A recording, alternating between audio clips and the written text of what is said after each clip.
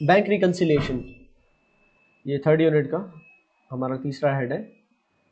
Bank reconciliation समझाने से पहले थोड़ा सा रॉ बता देता हूँ उसका, जैसा पिक्चर वो मैं लेके समझाता हूँ।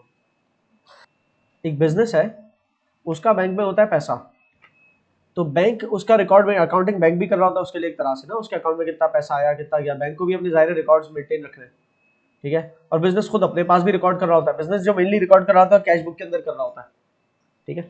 फिर कुछ अर्से बाद पता चलता है बैंक स्टेटमेंट आती है, बैंक स्टेटमेंट में पता चलता है कि भाई बैंक स्टेटमेंट के हिसाब से हमारा बैलेंस 1760 है, जबकि हमारे हिसाब से बैलेंस 1500 है। ये फर्क क्यों है? फर्क आएगा, इस फर्क, ये डिफरेंस को फिर हम करते हैं रिकंसाइल, पहले इस डिफरेंस को इन्वेस्टिगेट करते हैं, फाइंड आउट करते हैं, फिर रिकंसाइल करते हैं। ये फर्क क्या किसी किस्म का एरर हो सकता है? एरर भी हो सकता है, लेकिन एरर से पहले बहुत सारी और भी चीजें हो सकता है। क्यों हो सकता है फर्क? ये फर्क इसलिए हो सकता है कि आपके हाथ में चेकबुक, आपका कोई सप्लायर आया पेमेंट लेने, आपने उसको चेक काट के दे दिया, लेट्स सपोज सप्लायर को पेमेंट चाहिए थी आपसे $600, तो आपने उसको चेक काट के दे दिया, ठीक है ना। आराम को करके एक सप्लायर है, ठीक है, उसको $600 से डेबिट और $600 से बैंक क्रेडिट। ये मैं इस तरह से कर रहा हूँ, इसका मतलब ये नहीं है जनरल जनरल रिकॉर्ड होगी, डुअल एस्पेक्ट है। ये रिकॉर्ड होनी है आपकी कैश बुक के अंदर, कैश बुक के क्रेडिट साइड पे बैंक के कॉलम में 600 लिखोगे और नाम लिख दोगे आराम को, ठीक है ना। तो वो आपने उसको पेमेंट कर दी। अच्छा, वो आपने पेमेंट की उसको, वो चेक ले गया, वो चेक जो अपनी डेट से 6 महीने तक कभी भी वो जमा कराए, जब भी वो जमा कराएगा तो बैंक से पैसा कटेगा ना मेरे। अब मेरे हिसाब से तो बैंक से 600 कट गया, लेकिन उसे बैंक में प्रेजेंट ही नहीं किया वो चेक। जब उसने बैंक में चेक प्रेजेंट ही नहीं किया, ये तो ये एक अनप्रेजेंटेड चेक है। आज नहीं तो कल वो पैसा प्रेजेंट करेगा, उसको पैसे मिल जाएंगे, लेकिन अभी तक उसने नहीं किया प्रेजेंट, और मेरे हिसाब से मेरे बैंक से पैसा कट गया। क्लियर?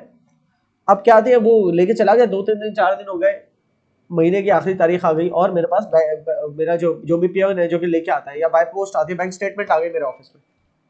अकाउंटेंट ने बैंक स्टेटमेंट खोली, इसमें देखा फाइनल बैलेंस क्या है, तो फाइनल बैलेंस उसको अकाउंटेंट को पता चला भाई हमारा फाइनल बैलेंस में फर्क आ रहा है।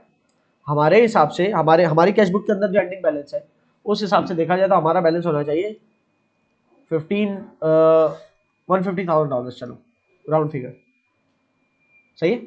और उनकी जब बैंक स्टेटमेंट आई है तो उसके हिसाब से हमारा बैलेंस है $152,000। अब आपने उस डिफरेंस को कहा कि 2000 का डिफरेंस है, ये 2000 का डिफरेंस कैसे आ रहा है? बैंक ने जो हमें भिजवाया उनकी अकाउंटिंग के तहत खाता, कि हमारा जो अकाउंट है उसमें $15,200 1 लाख वो $152,000 है, जबकि हमारे अकाउंट के हिसाब से हमारे पास कितना होना चाहिए $150,000। तो ये $2,000 कहाँ है? ये फर्क कैसे आया? ठीक है जनाब, इस फर्क को इन्वेस्टिगेट करने लगे तो पता चला एक ऐसा अमाउंट 600 का जो हम डिडक्ट कर चुके थे, बैंक ने डिडक्ट नहीं किया, क्योंकि वो बैंक में बंदे ने चेक ही प्रेजेंट नहीं किया। वो जब प्रेजेंट करेगा तो अमाउंट डिडक्ट होगी, तो एक तो 600 का फर्क है, सही ना। अगर मैं आर्जी तौर पर अपने 1,50,000 में 600 ऐड कर दूं तो 1,50,600 हो गया, अभी भी 1400 कम है, ठीक है। इसके बाद पता चला कि हमारे पास ज्यादा हमने देखा बैंक स्टेटमेंट से तो पता चला हमें एक हमारे कस्टमर ने डायरेक्ट हमारे अकाउंट में पैसा भेज दिया था $2,000 का, तो उसने डायरेक्ट अकाउंट में पैसा भेज दिया $2,000, तो ये हो गया $2,600। $2,600 ऐड किया तो 1,50,000 में $2,600 ऐड करो तो अब मेरा कहाँ चला गया $1,52,600। अब ये इजाफी $600 हो रहा है और वहां उस हिसाब से तो 52 आ रहा है। अब क्या है, फिर पता चला कि बैंक ने बैंक चार्जेस डिडक्ट किए, वो भी इत्तेफाक से तकरीबन $600 के थे, ठीक है। ओ बैंक ने तो डिडक्ट कर लिए ना, बैंक तो डिडक्ट कर चुका है, मेरे पास डिडक्ट करने मुझे $600 बैंक चार्जेस के नाम से। बैंक ने हमारे एटीएम चार्जेस काटे होंगे, ऑनलाइन ट्रांसफर जो भी चार्जेस होंगे वो काटे, तो बचा $1,52,000 मेरे पास भी, और बैंक स्टेटमेंट के तहत भी वो आया, ये दोनों टैली होनी चाहिए आपस में, ठीक है। इसे कहते हैं हमने बैंक को रिकंसाइल कर दिया, हमारे बैंक अकाउंट को रिकंसाइल कर दिया बैंक स्टेटमेंट के हिसाब से। क्लियर है? बहुत ही सरसरा सा समझा रहा हूं।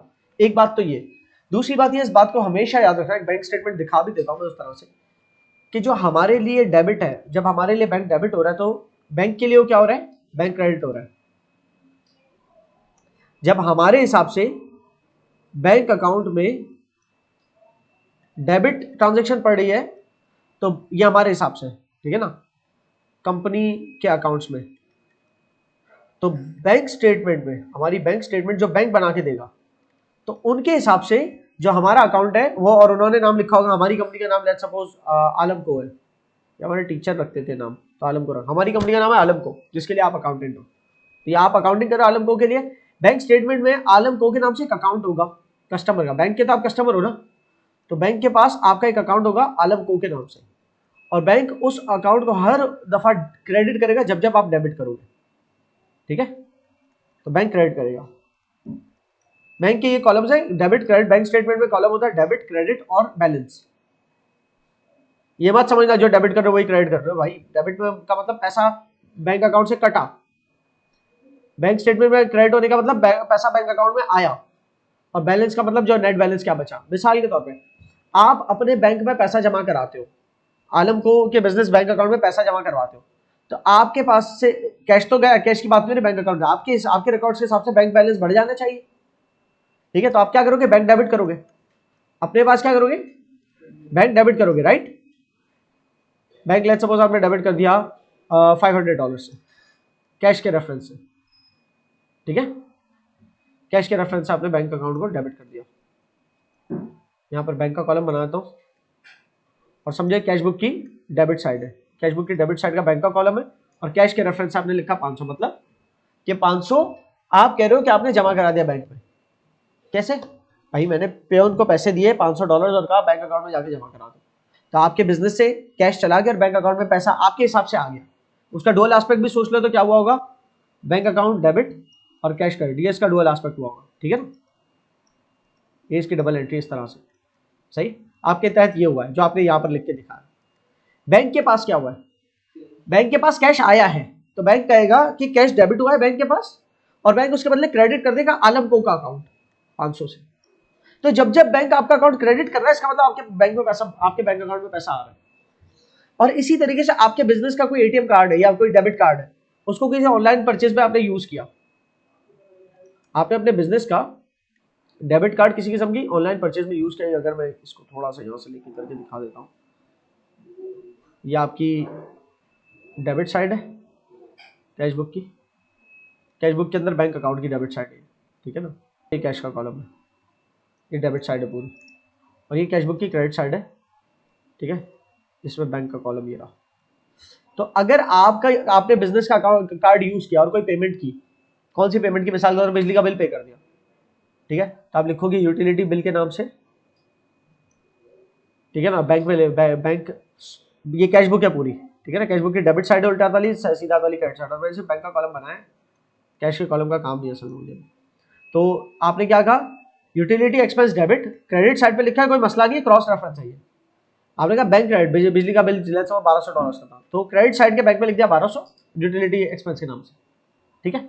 मतलब आपके बैंक अकाउंट से पैसा कट गया, जैसे वो पैसा कटा तो बैंक के मोबाइल फोन पे मैसेज आएगा, your account has been debited, क्योंकि बैंक आपने अपने पास अपने अकाउंट को क्रेडिट किया ना। जब आपके पास से बैंक बैलेंस में पैसा कम हुआ तो आपने क्या किया, क्रेडिट। बैंक पता है उसको क्या करेगा, उसको करेगा बैंक डेबिट, सही है, 1200 से, क्लियर है। बैंक यूटिलिटी एक्सपेंस नहीं लिखेगा, बल्कि बैंक ये लिखेगा जिस अकाउंट में आपने पैसा ट्रांसफर किया है, तो वो अकाउंट होगा के इलेक्ट्रिक का अकाउंट, लेट्स सपोज के इलेक्ट्रिक, ये जो इलेक्ट्रिसिटी कंपनी है उसका अकाउंट।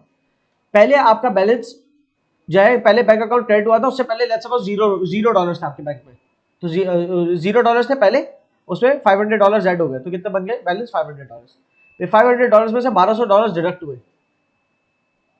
क्रेडिट कॉलम का जो बैलेंस होता है वो पॉजिटिव होता है बैंक स्टेटमेंट के अंदर, और डेबिट कॉलम का बैलेंस डिडक्ट होता है। जब 500 से 1200 गए तो -700 बचे, आपके बैंक बैलेंस हो गया -700। पॉसिबल है, अगर आपको बैंक ने फैसिलिटी दी है कि आप नेगेटिव भी जा सकते हो, जिसे हम क्या कहते हैं, बैंक ओवरड्राफ्ट, कि आपने अपने पास अवेलेबल बैलेंस से ज्यादा निकलवा लिया, ठीक है, ये पॉसिबल है। बहरहाल, तो कुछ कुछ बात समझ में आई कि बैंक स्टेटमेंट एक अलग डॉक्यूमेंट है और ये एक अलग डॉक्यूमेंट है, किस तरह से वर्क करते हैं दोनों, ठीक है। जब बैंक स्टेटमेंट अभी आपको मैं दिखाऊंगा तो आपको और क्लियर हो जाएगा। बहरहाल, इस बात के साथ हम स्टार्ट कर रहे हैं अपनी बैंक रिकंसिलिएशन का topic. Use and purpose of a bank statement. A bank statement is a document provided by the bank. Bank statement कौन सा डॉक्यूमेंट है जो बैंक प्रोवाइड करता है आपको, बिजनेस आप हो, आपका बैंक में अकाउंट है, तो वो जो भी बैंक है, ठीक है, let's suppose Meezaan bank limited है, तो उसने आपको बैंक स्टेटमेंट लाके प्रोवाइड किया, आपको दी, ठीक है ना। To an account holder, account holder आप हैं, आपके बिजनेस का नाम आलम को लिमिटेड है, ठीक है। Summarising the transaction and balances. Bank statement में क्या होता है, समराइज हुए होते हैं सारी ट्रांजेक्शन, पूरे पूरे महीने आपकी कितनी क्या क्या ट्रांजेक्शन हुई।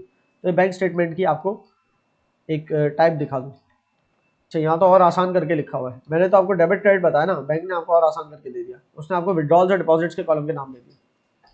विड्रॉल्स का मतलब पैसा निकालना, जब जब आप पैसा निकालोगे तो बैंक उसको विड्रॉल्स में लिखेगा या डेबिट कॉलम में लिखेगा। जब जब पैसा बैंक में डिपॉजिट कराओगे तो बैंक उसको अपने पास क्रेडिट कॉलम में लिखेगा, ठीक है ना। और ये बैलेंस है। तो अब तुम देखो, बैलेंस पहले था महीने महीने का, लेट्स सपोज ओपनिंग बैलेंस है, यहाँ पर ओपनिंग बैलेंस लिखा हुआ है $5234.09। उसमें इंश्योरेंस ऐड हुई। ऐड क्यों? इंश्योरेंस में तो पैसा डिडक्ट होता है, नहीं वो तब होता है जब आप इंश्योरेंस पे करते हो। इंश्योरेंस वालों ने आपको इंश्योरेंस के बदले कंपनसेट किया, आपकी गाड़ी वाड़ी ठुक गई होगी तो आपने बनवा ली, फिर बिल भिजवाया इंश्योरेंस कंपनी को, तो उन्होंने आपको $272 कंपनसेट किया, आपके बैंक अकाउंट में डाल दिया। तो 5234 के अंदर ऐड हो गया 272, तो बचा, तो बना 5506, ठीक है। अच्छा, ये 5506 नया लाइन बैलेंस आ गया।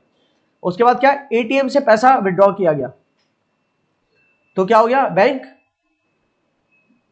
एटीएम से पैसा विड्रॉ किया गया तो आपके पास, उसमें बात करें ना, आपकी कैशबुक के अंदर आपने पता क्या किया होगा कि पैसा एटीएम कार्ड को यूज करके बैंक से निकलवा लिया, तो आपने किया होगा बैंक से पैसा निकल गया, बैंक क्रेडिट और कैश के फॉर्म में आ गया कैश डेबिट, ये आपने किया होगा अपने अकाउंटिंग रिकॉर्ड्स में, आपने बैंक क्रेडिट किया होगा। लेकिन बैंक स्टेटमेंट में क्या हो रहा है, विड्रॉल्स में डेबिट साइड पे आ रहा है, डिडक्ट हो रहा है 200। तो 5506 में से 200 गया, जो पिछला लाइन बैलेंस था ये, उसमें से ये माइनस हुआ, तो क्या बचा 5306, ठीक है। 5506 में से 200 गया, 5306 बचा। फिर उसके बाद क्या हुआ, उसके बाद बैंक स्टेटमेंट में क्रेडिट हो रहा है, मतलब आपके पास डेबिट होना चाहिए, क्या, इंटरनेट ट्रांसफर, किसी ने ऑनलाइन ट्रांसफर भेजा आपको, ऑनलाइन ट्रांसफर मतलब ऑनलाइन पैसे भिजवाए आपके बैंक अकाउंट में, तो बैंक स्टेटमेंट में दिख रहे हो 250, तो 250 ऐड हो गया ना, इसका मतलब आपका अकाउंट बैलेंस, क्लियर है। तो 5306 में 250 ऐड किया तो बचा, बना 5556, ठीक है। फिर पेरोल, पेरोल से पैसा आया, अजीब सी बात है, ओके ओके ओके ओके, ये बिजनेस नहीं है, ये बैंक स्टेटमेंट एक बिजनेस की नहीं है, बैंक स्टेटमेंट होता है किसकी है, ये एक एम्प्लॉय की बैंक स्टेटमेंट है, क्योंकि पेरोल का मतलब सैलरीज, बिजनेस सैलरीज लेता थोड़ी है, देता है। तो मैं सोच रहा हूँ बिजनेस के बैंक अकाउंट में पैसा सैलरीज की मद में कैसे आ गया, ये एक्चुअली बिजनेस के किसी एम्प्लॉय की बैंक स्टेटमेंट का आपको स्क्रीनशॉट नजर आ रहा है, तो उसको सैलरी मिली होगी, तो जब सैलरी उसके अकाउंट में आई तो उसका अकाउंट जो है पेरोल से क्रेडिट, पेरोल के नाम से क्रेडिट हो गया 2100 से, मतलब उसके अकाउंट में 2100 और आ गए। बहरहाल मुझे ये मिसाल यूज नहीं करनी चाहिए थी अपने नोट्स में, मुझे यूज करनी चाहिए थी किसी बिजनेस की, ठीक है, कोई मसला नहीं है। Okay fine, this is how a bank statement looks like. आपने क्या करना होगा कि आपका जब महीना 8 तारीख 8 अप्रैल है, अगर यहाँ पर लिखी तो अपनी 8 अप्रैल को कंपेयर करना, अपने अपने अकाउंटिंग के 8 अप्रैल को कंपेयर करना होगा बैंक स्टेटमेंट की 8 अप्रैल से पहले, तो कि क्या ओपनिंग बैलेंस सेम है, क्या 8 अप्रैल को आपके हिसाब से भी यही बैलेंस था जो बैंक स्टेटमेंट के हिसाब से, दोनों के हिसाब से यही बैलेंस है, तो इसका मतलब एंडिंग बैलेंस अब देखो क्या आपके हिसाब से यही बैलेंस आ रहा है, नहीं आपके हिसाब से ये बैलेंस नहीं आ रहा, आपके हिसाब से लेट सपोज कोई अलग आ रहा है, आपके हिसाब से आ रहा है 5 मे बी 5460 आ रहा है आपके हिसाब से, तो आपने देखा दो में फर्क, सबको आपने फिर है ना अपने अपनी कैशबुक के तमाम ट्रांजेक्शन्स को एक एक करके कंपेयर करते गए बैंक से, बैंक स्टेटमेंट से, कि मैंने किस चीज के लिए बैंक डेबिट किया है, तो बैंक स्टेटमेंट को ने उसको क्रेडिट किया है कि नहीं, वो दोनों आपके पास मौजूद है, टिक मार दिया अवेलेबल है, जो जो अवेलेबल नहीं है वो रह जाएगा, फिर पता चला सारे टिक लग गए, सिर्फ ये रह गया, ठीक है, ये रह गया, या फिर ऊपर उसका कोई इंटरनेट ट्रांसफर रह गया जो जो आपको नहीं पता, किसी ने ऑनलाइन ट्रांसफर भेज दिया था आपको, बैंक स्टेटमेंट से पता चला, क्लियर, वो आपकी नोटिस में नहीं था, तो बस आपने फिर वो एक फर्क जो है वो दुरुस्त कर देना अपने पास। कैसे दुरुस्त करोगे, अपनी कैशबुक के अंदर बैंक डेबिट कर दोगे 250 से, सही, जब अपनी कैशबुक में बैंक डेबिट करोगे 250 से, तो 250 जब ऐड होगा ना इसके अंदर, तो आपका भी बन जाएगा 5710, इसके बराबर आ जाएगा, ठीक है। सो इस बात को लेकर आगे बढ़ते हैं कि बैंक स्टेटमेंट का हमें काम पड़ता है अपनी कैशबुक से कंपेयर करने के लिए। The banks records and the companies records may not always match, जरूरी नहीं हमेशा मैच करें, क्यों, क्योंकि बैंक को कुछ ट्रांजेक्शन्स के बारे में पता होता है और वो बिजनेस को नहीं पता होता, कंपनी को नहीं पता होता, और ऐसी कुछ ट्रांजेक्शन्स होते हैं जिसका कंपनी को पता होता है, बैंक को नहीं पता होता। मसलन मसलन ये कि मैंने किसी को चेक दे दिया, बैंक में जमा ही नहीं कराया उसने चेक, ठीक है, या ये समझ लो मैंने अपने पेयोन को पैसे दिए, मैंने अपने पेयोन को पैसे दिए कि जाके जमा करा दो, छुट्टी का दिन आ गया, पेयोन ने अपने पास ही रख लिया पैसे, मुझे बता दी कि मैं जमा करा दूंगा, जब मैंने पेयोन को पैसे दिए ना, तो मैंने सोर्स डॉक्यूमेंट का अगर वेट ना किया हो, वो बल्कि सोर्स डॉक्यूमेंट का वेट तो करना है, डिपॉजिट स्लिप के बाद ही तो एंट्री रिकॉर्ड करूंगा। कैश जाते ही मैंने एंट्री रिकॉर्ड कर दी, ये हो सकता है, ये भी हो सकता है, डिपेंड करता है। फिलहाल मैं सोर्स डॉक्यूमेंट की मिसाल दे रहा हूँ, तो डिपॉजिट स्लिप होगी तो मैं अपने पास बैंक डेबिट करूंगा, इसलिए चलो वो छोड़ो, एक और मिसाल ले लो, चलो कैश की बात नहीं कर रहा, मैं चेक की मिसाल देता हूँ। मैंने अपने प्यून को एक चेक दिया, लेकिन अपने बिजनेस का नहीं दिया, अपने बिजनेस का फाड़ के दूंगा तो मेरे बैंक अकाउंट से कम हो जाएंगे पैसे। किसी और ने, कोई और कस्टमर है, बैंक इस्लामी का कस्टमर है, उसने मुझे कोई चेक दिया है, मैं जो है मीजान बैंक में, मेरा अकाउंट मीजान बैंक में, मैं मीजान बैंक में वो चेक जमा कराता हूँ। अब मीजान बैंक अलग बैंक है, बैंक इस्लामी अलग बैंक है। मेरे कस्टमर ने मुझे कहाँ का चेक दिया, बैंक इस्लामी का। मेरा अकाउंट बिजनेस का कहाँ है, मीजान बैंक में। मैं जिस बिजनेस का अकाउंटेंट हूँ, इसका अकाउंट मीजान बैंक में, तो वो मीजान में जमा होगा। अब वो बैंक इस्लामी के नाम का चेक जब मीजान अकाउंट के बैंक में जाएगा ना, तो मीजान फौरन नहीं कर देगा, आपका अकाउंट बढ़ा देगा, फौरन क्रेडिट नहीं दे देगा आपको। वो पहले कांटेक्ट करेगा कि क्या उस कस्टमर के बैंक अकाउंट में इतना पैसा है कि नहीं। मीजान बैंक बैंक इस्लामी से कांटेक्ट करेगा, और जब उतना पैसा होगा तो मीजान बैंक रिक्वेस्ट करेगा कि वो पैसा ट्रांसफर करे, क्योंकि हमारे पास आपके नाम का एक चेक है, आपके बैंक के एक अकाउंट का चेक है कि वो उस अकाउंट से पैसा इतनी अमाउंट का हमें ट्रांसफर करता है और हम आपको चेक भिजवा रहे हैं। क्लियर हुई? इस तरह से होती है। तो अब इस सिचुएशन में रहते हुए आपने अपने पास से जब चेक भिजवाया, ये बैंक है, मीजान बैंक है, यहाँ पर आपका अकाउंट है, ठीक है ना। जब आलम कंपनी ने ये चेक भिजवाया, चेक नंबर लेट सपोज 552, अब वो चेक जब जाएगा तो 3 दिन का टाइम होता है क्लियरिंग का। कितने दिन का? 3 दिन का। मीजान बैंक को आपने भिजवाया 30 तारीख को चेक दिसंबर की, और 31 तारीख को मीजान बैंक ने आपको, 31 नहीं तो 1-2 दिन बाद आपको बैंक स्टेटमेंट भिजवा दी। बैंक स्टेटमेंट वो बताती कि आपके अकाउंट का बैलेंस क्या है, ठीक है। और चेक जो है अभी आपका डिपॉजिट हुआ है, तो उस हो सकता है उस बैंक के स्टेटमेंट के अंदर ये वाला अमाउंट ही ना रिफ्लेक्ट कर रहा हो, क्योंकि वो चेक अभी क्लियर ही नहीं हुआ। क्योंकि ये चेक के लिए मीजान बैंक पहले तो बैंक इस्लामी को कांटेक्ट करेगा, फिर उतना पैसा होगा उस बंदे के अकाउंट में, तो बैंक इस्लामी को पैसा ट्रांसफर होगा, तब जाके बैंक स्टेटमेंट में रिफ्लेक्ट होता। लेकिन उस प्रोसेस के कंप्लीट होने से पहले अगर बैंक स्टेटमेंट प्रिंट आउट हो चुकी होती, या और आसान कर दूं मिसाल, और आसान तो यह है कि वो जिस पेन को आपने चेक लेके भेजा ना, तो उस पेन ने जैसे ही चेक दिया और साथ में उस पेन ने कहा कि हमें हमारी बैंक स्टेटमेंट भी प्रिंट करके दे दो, तो उसे प्रिंट करके दे दी बैंक स्टेटमेंट। तो अभी तो चेक जमा भी नहीं हुआ है, बैंक के रिकॉर्ड्स में चेक आया है, अभी तो क्लियरिंग पे जाएगा। क्लियरिंग का टाइम पीरियड होता है, खासतौर पे 2 डिफरेंट बैंक से वो तो टाइम लेते ही है। अगर मीजान बैंक का ही कस्टमर होता और मेरा भी मीजान बैंक में अकाउंट है, तो मीजान बैंक के एक कस्टमर का चेक लेके मैं जमा कराता ना, तो मेरे मीजान बैंक के अकाउंट में उसके मीजान बैंक के अकाउंट से तो पैसा वही आ जाता है, क्योंकि एक ही सिस्टम है ना। लेकिन 2 अलग अलग बैंक है, तो उसमें तो कॉन्टेक्ट करना पड़ेगा। क्लियर है? उसमें थोड़ा टाइम लगेगा। बहरहाल, तो अभी तो मेरा पेमेंट गया है, चेक दिया और साथ में कह रहा बैंक स्टेटमेंट भी मंगवाई है हमारे अकाउंट में, उससे बैंक स्टेटमेंट प्रिंट निकाल के दे दी क्लर्क ने, तो बैंक स्टेटमेंट लेके पहुंच गया। क्या उस बैंक स्टेटमेंट में नजर आ रहा होगा ये अमाउंट? नहीं आएगा, क्योंकि वो अमाउंट तो अभी क्लियर होना बाकी है। क्लियर हो रही? सो ये जो टाइमिंग डिफरेंस है, इस डिफरेंस की वजह से फर्क आ सकता है, ठीक है। सो कुछ चीजें ऐसी होती है कि बैंक को पता होती है, बिजनेस को नहीं पता होती। कुछ चीजें ऐसी होती है जो बिजनेस को पता होती है, बैंक को नहीं पता होती, ठीक है। मिसाल तौर पे बैंक को क्या पता है, बिजनेस को नहीं। बैंक ने जो बैंक चार्जेस डिडक्ट किए हैं वो बैंक को पता है, जब बैंक स्टेटमेंट आएगी तब हमारे सामने है, फिर वहां बैंक स्टेटमेंट देख के फिर हमने एंट्री बनाई, बैंक चार्जेस की हमने एंट्री बनाई अपनी कैश बुक के अंदर, जिसमें हमने हमारी कैश बुक के जो क्रेडिट साइड में बैंक का कॉलम है उसमें लिख दिया वो जो बैंक चार्ज सपोज $800 थे, तो क्रेडिट साइड, कैश बुक के क्रेडिट साइड वाले बैंक कॉलम के अंदर बैंक चार्जेस के नाम से लिख दिया, मतलब बैंक चार्जेस एक्सपेंस होता है हमारा के नाम से 800। क्या कहाँ कैसे बनाया मैंने? ये बैंक स्टेटमेंट देख के बनाया एंट्री। क्लियर हो रही है?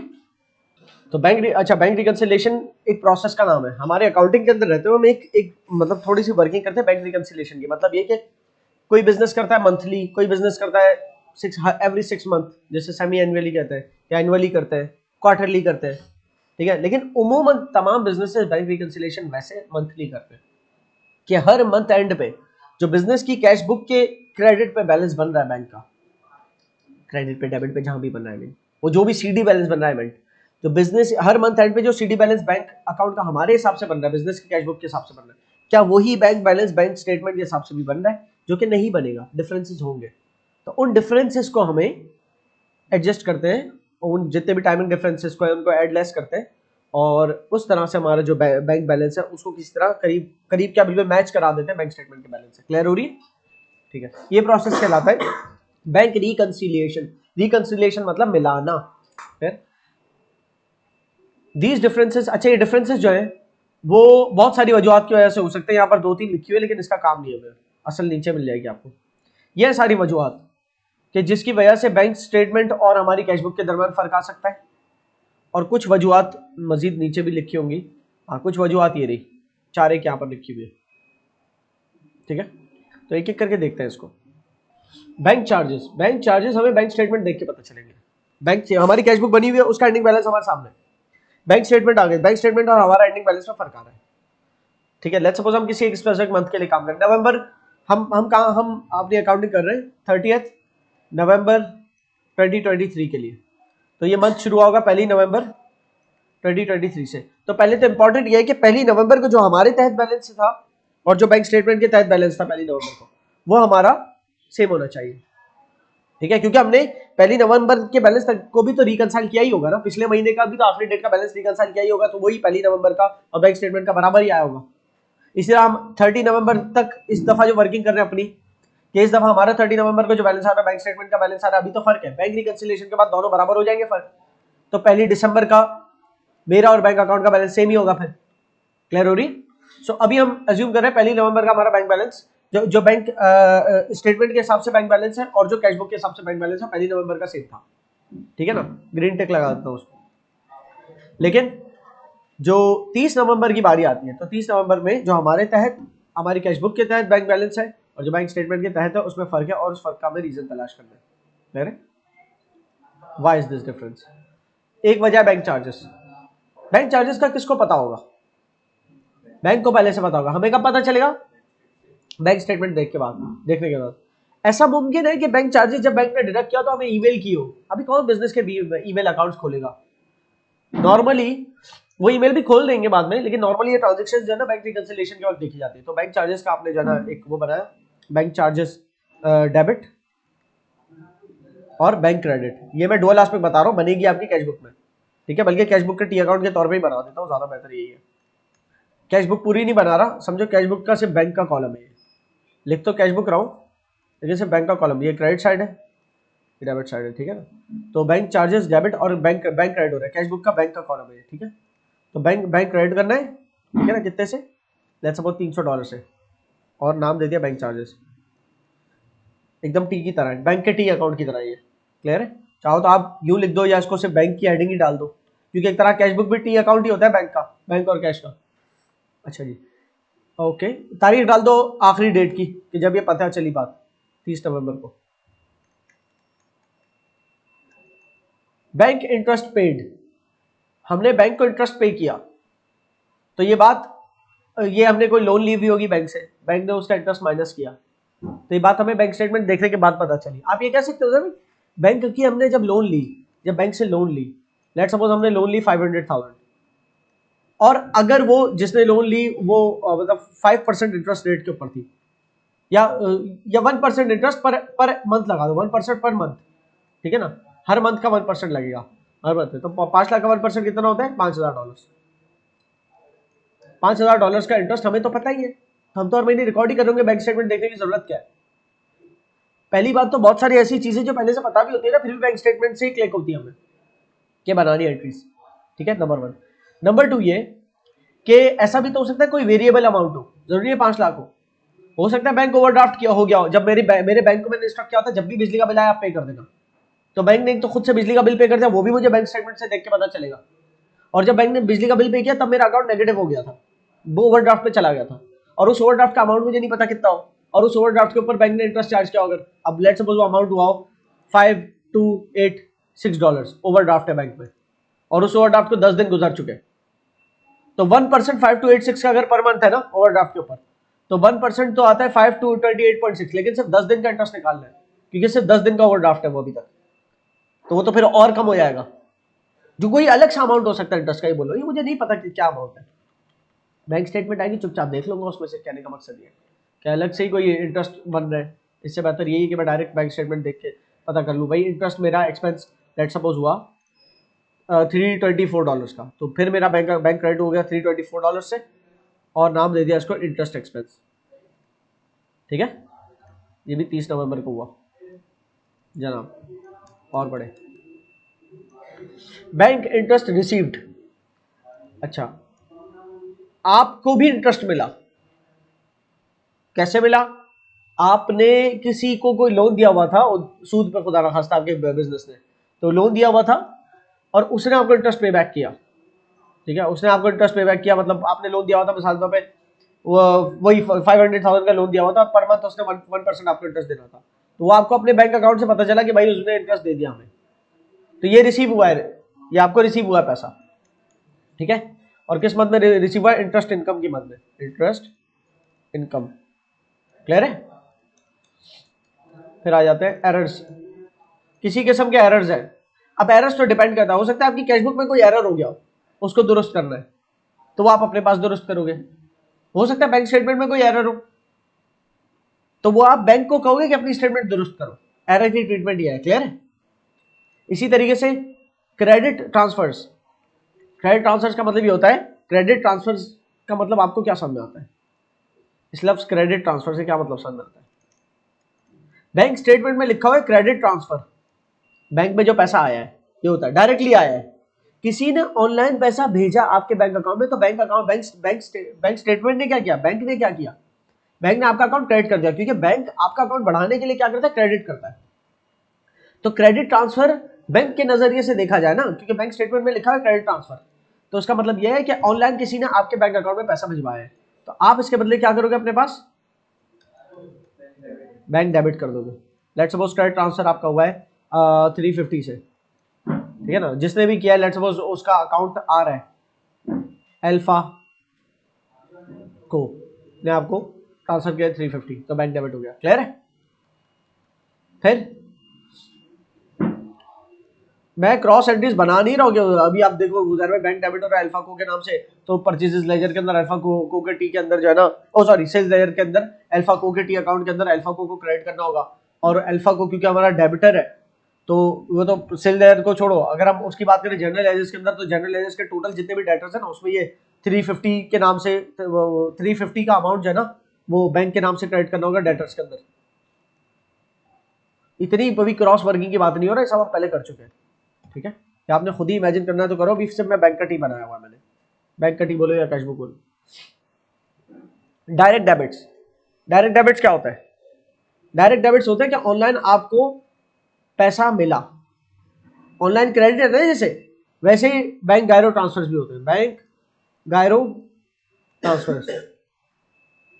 इन दोनों सूरतों में क्या हो रहा है, आपका डिपॉजिट में इजाफा हो रहा है, मतलब बैंक बैलेंस में डिपॉजिट्स हो रहे हैं, डिपॉजिट्स बोल दो या एडिशंस बोल दो, ठीक है ना, या फिर ये बोल दो कि बैंक अकाउंट क्रेडिट हो रहा है, किसमें, बैंक स्टेटमेंट में क्रेडिट हो रहा है, कहां पर, ये सब कहां हो रहा है, बैंक स्टेटमेंट में, ठीक है। तो इसका मतलब आप क्या करोगे, इसके बदले आप क्या करोगे, कैश, कैश बुक के अंदर बैंक डेबिट कर दोगे, बैंक अकाउंट को डेबिट कर दोगे, क्लियर। ये मैंने बैंक गायरो जो बताया ना ट्रांसफर, बैंक गायरो क्रेडिट की बात की है मैंने, पहले बता दूं कि बैंक गायरो क्रेडिट की मिसाल है,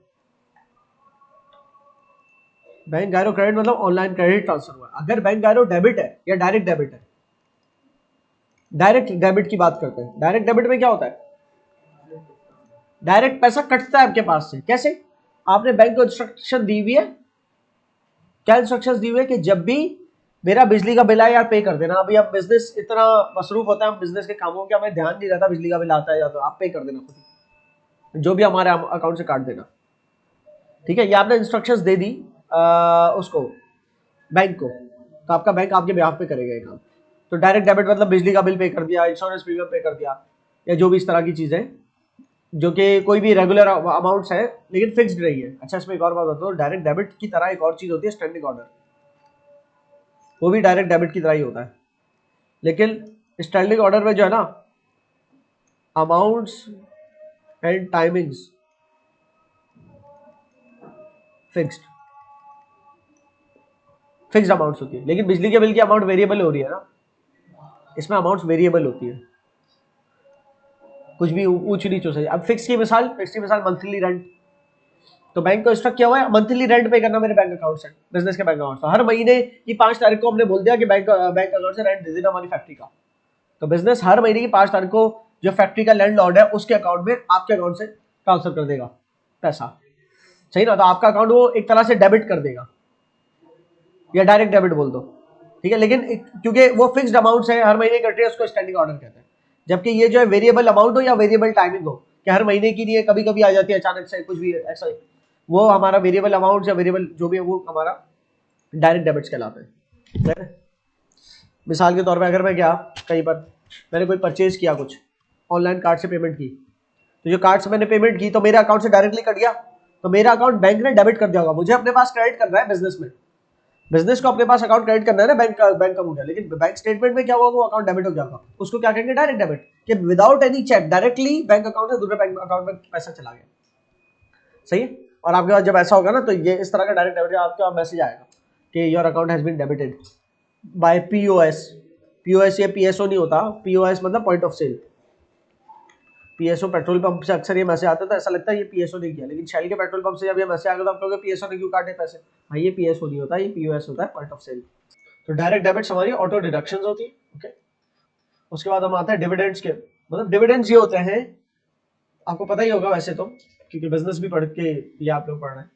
लेकिन अगर आपने किसी कंपनी में इन्वेस्ट किया हुआ है, मतलब आप खुद एक बिजनेस हो, ठीक है, आपने किसी और बिजनेस के शेयर्स खरीदे हुए, आप हो आलम कंपनी, और आपकी मिसाल के तौर पे आपके पास जो है ना 5000 शेयर्स हैं, ठीक है, किसके, मिसाल के तौर पे बीटा पीएलसी, बीटा बेटा नहीं, बीटा पीएलसी, ये 5000 शेयर्स है। बीटा पीएलसी ने अनाउंस किया फॉर एवरी शेयर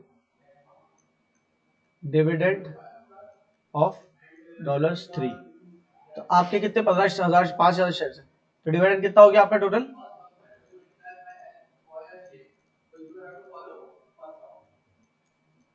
$15,000 का, ठीक है।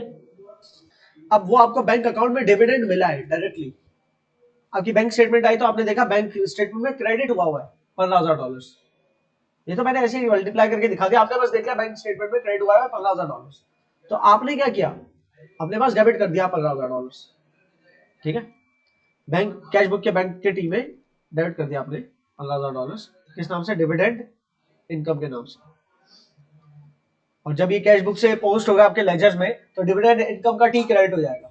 और कैश बुक में तो वैसे एक दफा डेबिट हो गया ना, बैंक डेबिट हो गया ना कैश बुक के अंदर। अगर आप बैंक का अलग से टी अकाउंट बनाते जनरल लेजर में, तो बैंक डेबिट जनरल लेजर में करके दिखाओ और डिविडेंड इनकम क्रेडिट अलग से करके दिखाओ। लेकिन कैश बुक का बैंक का टी आपका बना हुआ है ऑलरेडी, आप समझो, आपका बैंक अकाउंट डेबिट हो रहा है 15,000 से, डिविडेंड इनकम बस आपने क्रेडिट करनी है टी अकाउंट्स में, कह रहे जब टी अकाउंट्स की बात हो रही है। बहरहाल फिलहाल हमसे बैंक अकाउंट देख रहे हैं। स्टैंडिंग ऑर्डर क्या है, अभी बताया, डायरेक्ट डेबिट की तरह है कि डायरेक्टली आपके अकाउंट से पैसे कट रहे हैं। बस डायरेक्ट डेबिट में क्या अलग अलग अमाउंट्स हो सकती है, सही ना। वेरिएबल अमाउंट्स अचानक से महीने के बीच में आ सकते हैं, कोई भी रोज आ सकते हैं, 3-4 दफा, कुछ भी जो डायरेक्टली आपके ऑनलाइन पैसा कट रहा है वो डेबिट हो रहा है। अब वो डायरेक्ट डेबिट के नाम से जनरली जितना भी पैसा कट रहा है डायरेक्ट डेबिट कहलाता है। लेकिन उसमें स्टैंडिंग ऑर्डर मखसूस है, एक तरह ऐसी तरह का डायरेक्ट डेबिट है कि जो एक फिक्स्ड अमाउंट आपने बैंक को इंस्ट्रक्ट की हुई है कि ये फिक्स्ड अमाउंट फिक्स तारीख को हर महीने आपने रेगुलरली देनी है, तो वो स्टैंडिंग ऑर्डर है। और बैंक इस सर्विस के आपसे पैसे चार्ज करेंगे भाई, आपकी तरह आपका एक तरह से पेरोल देख रहा है बैंक, आपकी सैलरीज का सारा फंक्शन आपने बैंक को दे दिया, यार सैलरी बांट देना मेरे बदले, सही है। तो बैंक के अंदर आपको जितना पैसा, उसमें से सारे एम्प्लॉइज के बैंक अकाउंट्स भी आपने अपने बैंक में बनवा लिए, तो उनके सबके बैंक अकाउंट्स के अंदर आपके बिजनेस बैंक अकाउंट का पैसा उनकी सैलरीज के तौर पे डिडक्ट हो जा रहा है। स्टैंडिंग ऑर्डर ये है। इसी तरह स्टैंडिंग ऑर्डर रेंट का हो सकता है कि हर महीने देना होता है एक फिक्स डेट को, तो वो फिक्स अमाउंट होता है, वो स्टैंडिंग ऑर्डर हो सकता है। स्टैंडिंग ऑर्डर इंश्योरेंस का हो सकता है कि अगर मंथली इंश्योरेंस जमा करा दिया, किसी किस्म की इंस्टॉलमेंट्स का हो सकता है कि बिजनेस से कोई चीज परचेज के, कोई नॉन करंट एसेट खरीदा इंस्टॉलमेंट्स पे, बिजनेस से 10 फोटोकॉपीज खरीदे इंस्टॉलमेंट्स पे, तो जिससे खरीदे इंस्टॉलमेंट्स में हर महीने उसको इंस्टॉलमेंट्स हमारे बिजनेस बैंक अकाउंट से कट जाए। क्लियर है। NSF नॉट सफिशिएंट फंड्स, ये एक थोड़ी सी हटके चीज है। अक्सर आप टर्म सुनोगे बाउंस चेक, अल्लाह करे अक्सर ना सुनो ये।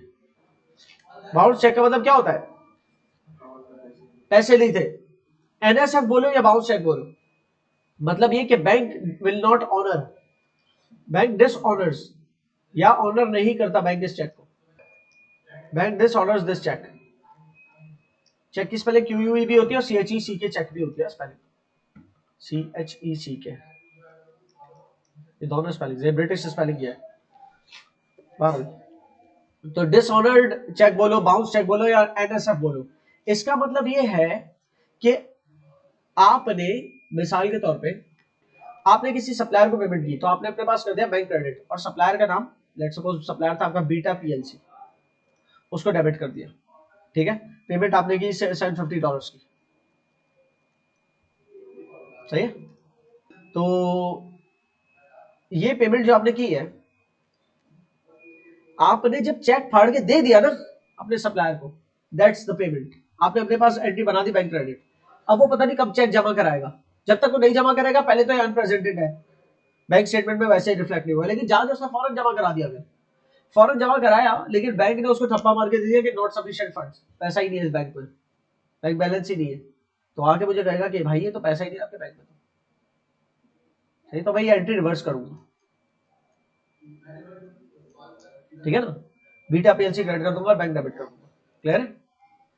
फिर दूसरे एंड में ये भी हो सकता है कि हमें जिसने चेक दिया वो उसके अकाउंट में बैलेंस ना हो, ये भी तो पॉसिबल है, ठीक है ना, ये भी हो सकता है कि हमें जिसने चेक दिया उसके अकाउंट में बैलेंस नहीं है, ऐसी सूरत में क्या करूंगा, मुझे चेक मिला, मैंने जमा करवा दिया, बैंक डेबिट करवा दिया, मैंने अपने पास चेक लेके प्योन को फिर बाद में भेजूंगा कि इसको बैंक में जमा करा दूंगा, खैर बैंक डेबिट कर दिया मैंने अपने पास, और वो जिस कस्टमर ने मुझे चेक दिया वो डेटर मेरा जो भी है उसका उसके नाम से क्रेडिट कर दिया, मतलब फिक्सर लिमिटेड करके, फिक्सर्स लिमिटेड करके कोई है हमारा, जहाँ मैंने रिपेयर्स वगैरह कराई अपनी मशीनरी की, ठीक है।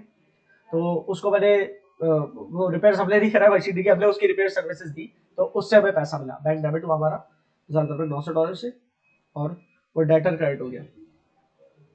अब क्या है हुआ ये कि वो जो चेक है ना बाउंस होकर आ गया, वो क्लियरिंग पे गया, क्योंकि वो चेक क्लियरिंग पे जाता है ना पहले, तो लेट्स सपोज डिफरेंट बैंक का चेक था तो ऑन द स्पॉट तो नहीं हो जाएगा अमाउंट ट्रांसफर, वो चेक बैंक के जो भी टेलर बैठा हुआ था वहाँ, जो भी क्लर्क टेलर कहते हैं वो बैठा हुआ था, उसने वो बताया भाई 3 दिन हमारा होता है क्लियरिंग टाइम, तो वो चेक जो है ना पीछे वेरीफाई होगा जो भी फिक्सर्स लिमिटेड क्या बैंक से कि क्या उतना पैसा है कि नहीं उसके पास, अगर उतना पैसा तो बढ़िया, अगर नहीं है तो फिर वो बस NSF होके आ जाएगा कि नॉट सफिशिएंट फंड।